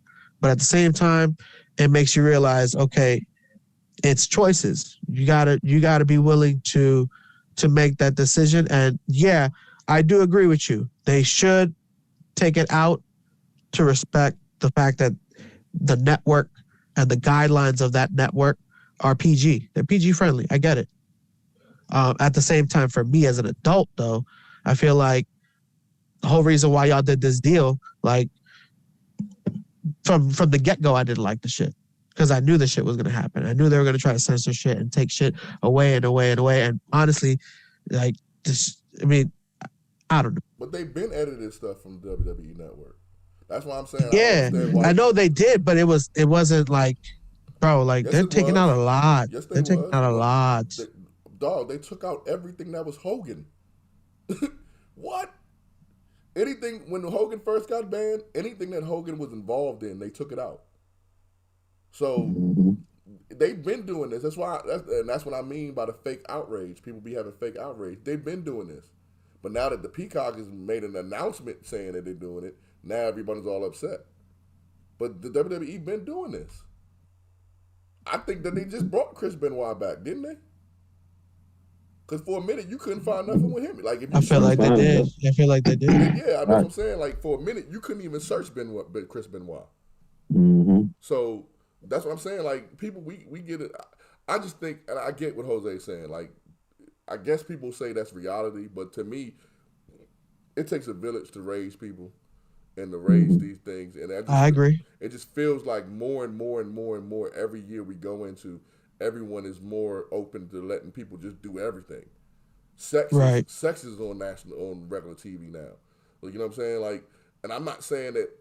Put it this way: you're gonna raise your kid the way you're gonna raise your kid. You're gonna grow up the way you're gonna grow up. I can't judge you because I've had my flaws in my lifetime too. But I just think that when people make decisions to make things better, so we can try to get back to normalcy. I don't know, man. I can't be the one that's gonna be mad at them. I get it. I wish I can go back and watch certain things the way I watched it. But at the end of the day, if it's gonna, change your mindset to make your mindset better, I'm all for it. Right. Definitely all for improvements. All right. Cool deal. And moving on. Our last segment before we wrap this thing up. We're going to have wrestling every day of the week, fellas. NXT's moving to Tuesdays, April 11th. Pretty soon, I believe, Impact will be moving to Thursdays. So that means that we'll be having Raw, NXT, AEW, Impact, and SmackDown. How y'all feel about having wrestling all week? Quavo. Wrestling all week? Oh, it's about to be exhausting. You sound like a slurring word. I agree with Quavo so much. Oh, man. Look, it's already exhausting trying to keep up with all the non-existent shows that AEW has on TV. And I got to add these other ones too and put those in the lineup. That's too much. That's why Quavo don't care about the world, because he watches AEW. I'm telling y'all, the Quavo I know, the product they be putting out. The Quavo I know would have been like, yeah, man, you don't want those kids seeing that. Right. Fuck it. Let the motherfuckers watch. After being exposed to this shit, fuck it.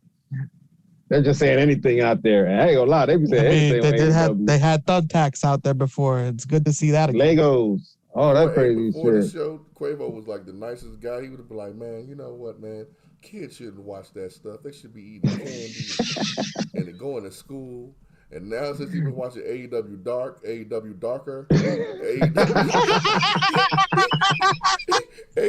Dynamite, wow, their show's got a D in it.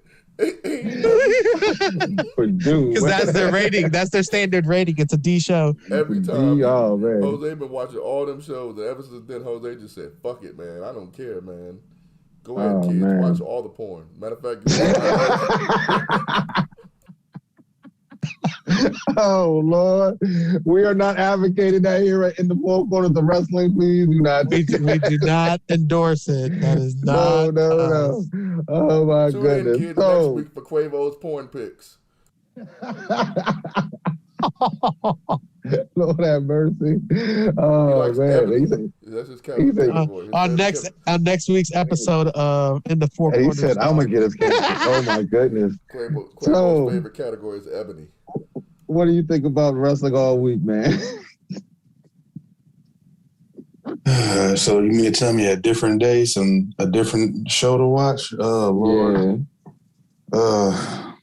I need to go ahead and buy some stock in Excedrin or Tylenol or something. Oh, man. Yeah, it's gonna be a wild one.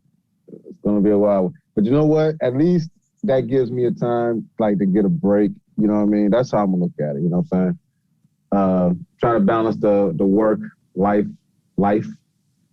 You know, just try to challenge it. I'm not gonna be watching all of it because like I told you, Impact. I think I gave y'all enough today. I think I took all of Mike's time and some of Quavo's time and some of Tone's time. So I probably won't be watching Impact. Once again, to let y'all know, yes, it comes on 5 days a week. But Impact and AEW, you can catch that shit on YouTube and fast forward. So a 2-hour show, you can get through in about 30 minutes. I'm trying to tell you. Yeah, put it on that 2x speed, 2x. You know what I'm saying? Porn on Saturday. This guy.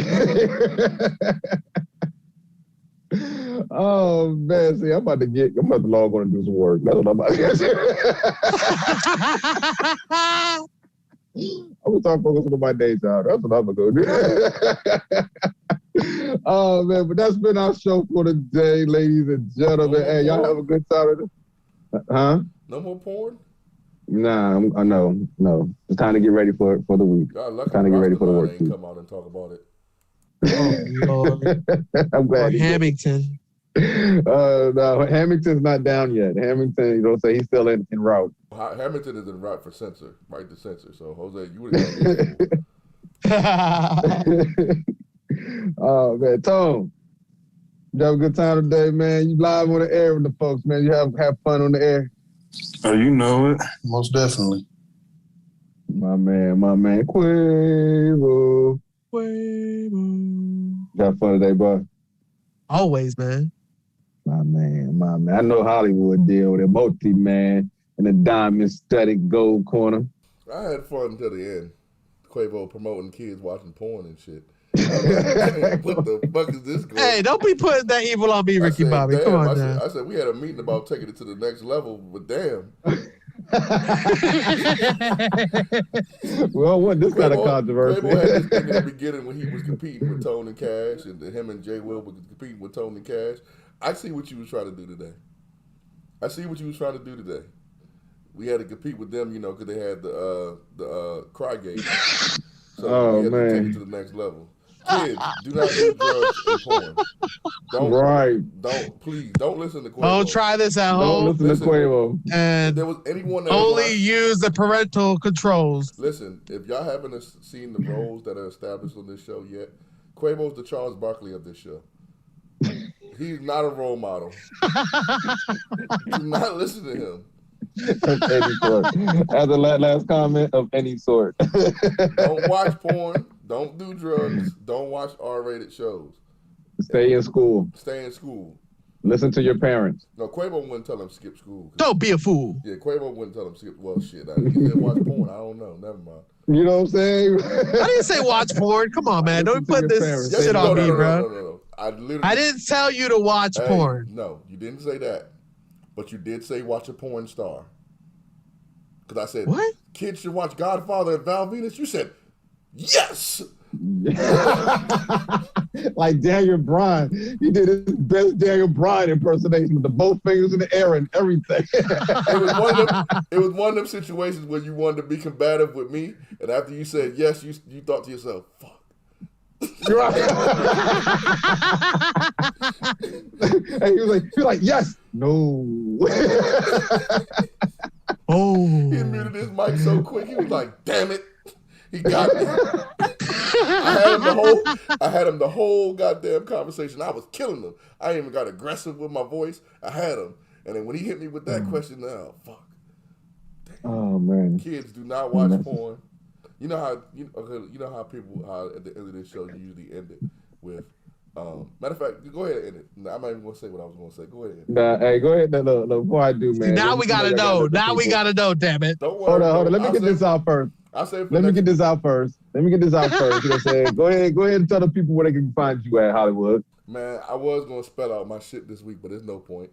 Yeah, man. Mike T304 on Twitter. M Turner. Oh, come on, man. Nah, this week was a great one. This week was a great show. I ain't gonna lie. Even the porn. Okay, my Facebook is JOSELOVEPORN.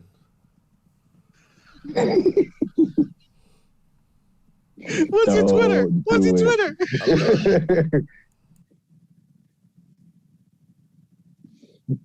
Okay, Quavo. How do people reach you, man? How do people? Look, you try to set Hollywood up. I'm not gonna let you do that. What's your contact? Let the people know where they can find you at. You got enough ruckus. Y'all know where y'all can find us. We done already been banned from TikTok. Yeah, Pornhub, motherfucker. Pornhub. Nah, Quavo's opening up his OnlyFans soon. Oh Lord. Oh shit. Oh Lord. That was good. Just kidding. Just kidding. That was amazing. Quavo opening up his OnlyFans. Oh shit. You can follow him at Jose Quavo 8. Lord have mercy. Oh my goodness, Tone. Now you see what I have to deal with. I see. Oh my goodness. Please let the people know where they can find you at, bro. You can find me on Facebook at Anthony Oliver and on Twitter at Tone Corleone 450. I don't like how you said how you try to throw out there. You see what you got to deal with Tone. Let me tell you something. Cash is me and Jose in one. Oh my goodness. He's trying to be the ultimate hype man. Oh my stomach is hurting. Like, I need some food. Y'all gotta have me laughing. Oh my goodness. Don't watch no goddamn porn. No, don't, please, kids don't do that. Rasta man make the porn. That's what it is. He is the Godfather in real life. Oh Lord have mercy. Hello, ladies. Hey, Marshall, I can't even do Love Guru on this show no more. Nope. No, they about to cancel him too. No, oh my goodness. No. Hey, networks out there and YouTube people, the people that run YouTube, when you flag this show, please flag Quavo. The rest of us are okay. You can kick Quavo off the network. Like, what did Hillary Clinton say? Deplorable.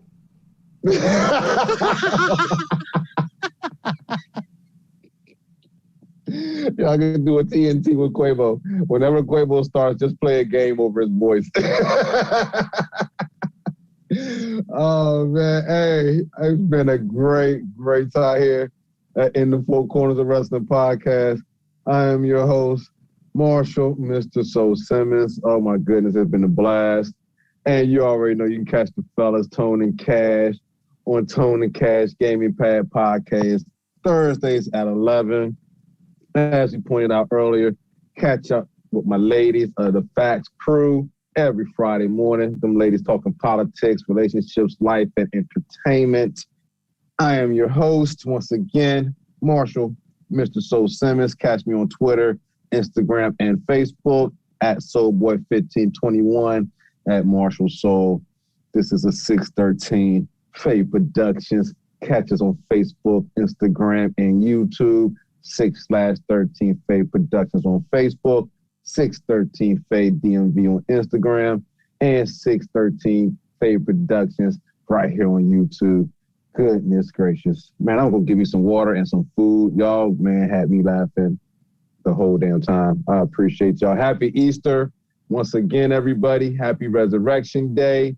And as we say here at In the Four Corners of Wrestling podcast, leave this to the professionals. Don't try this at home. and we out. Hey, kids, leave porn to the adults and don't try it at home. I say no.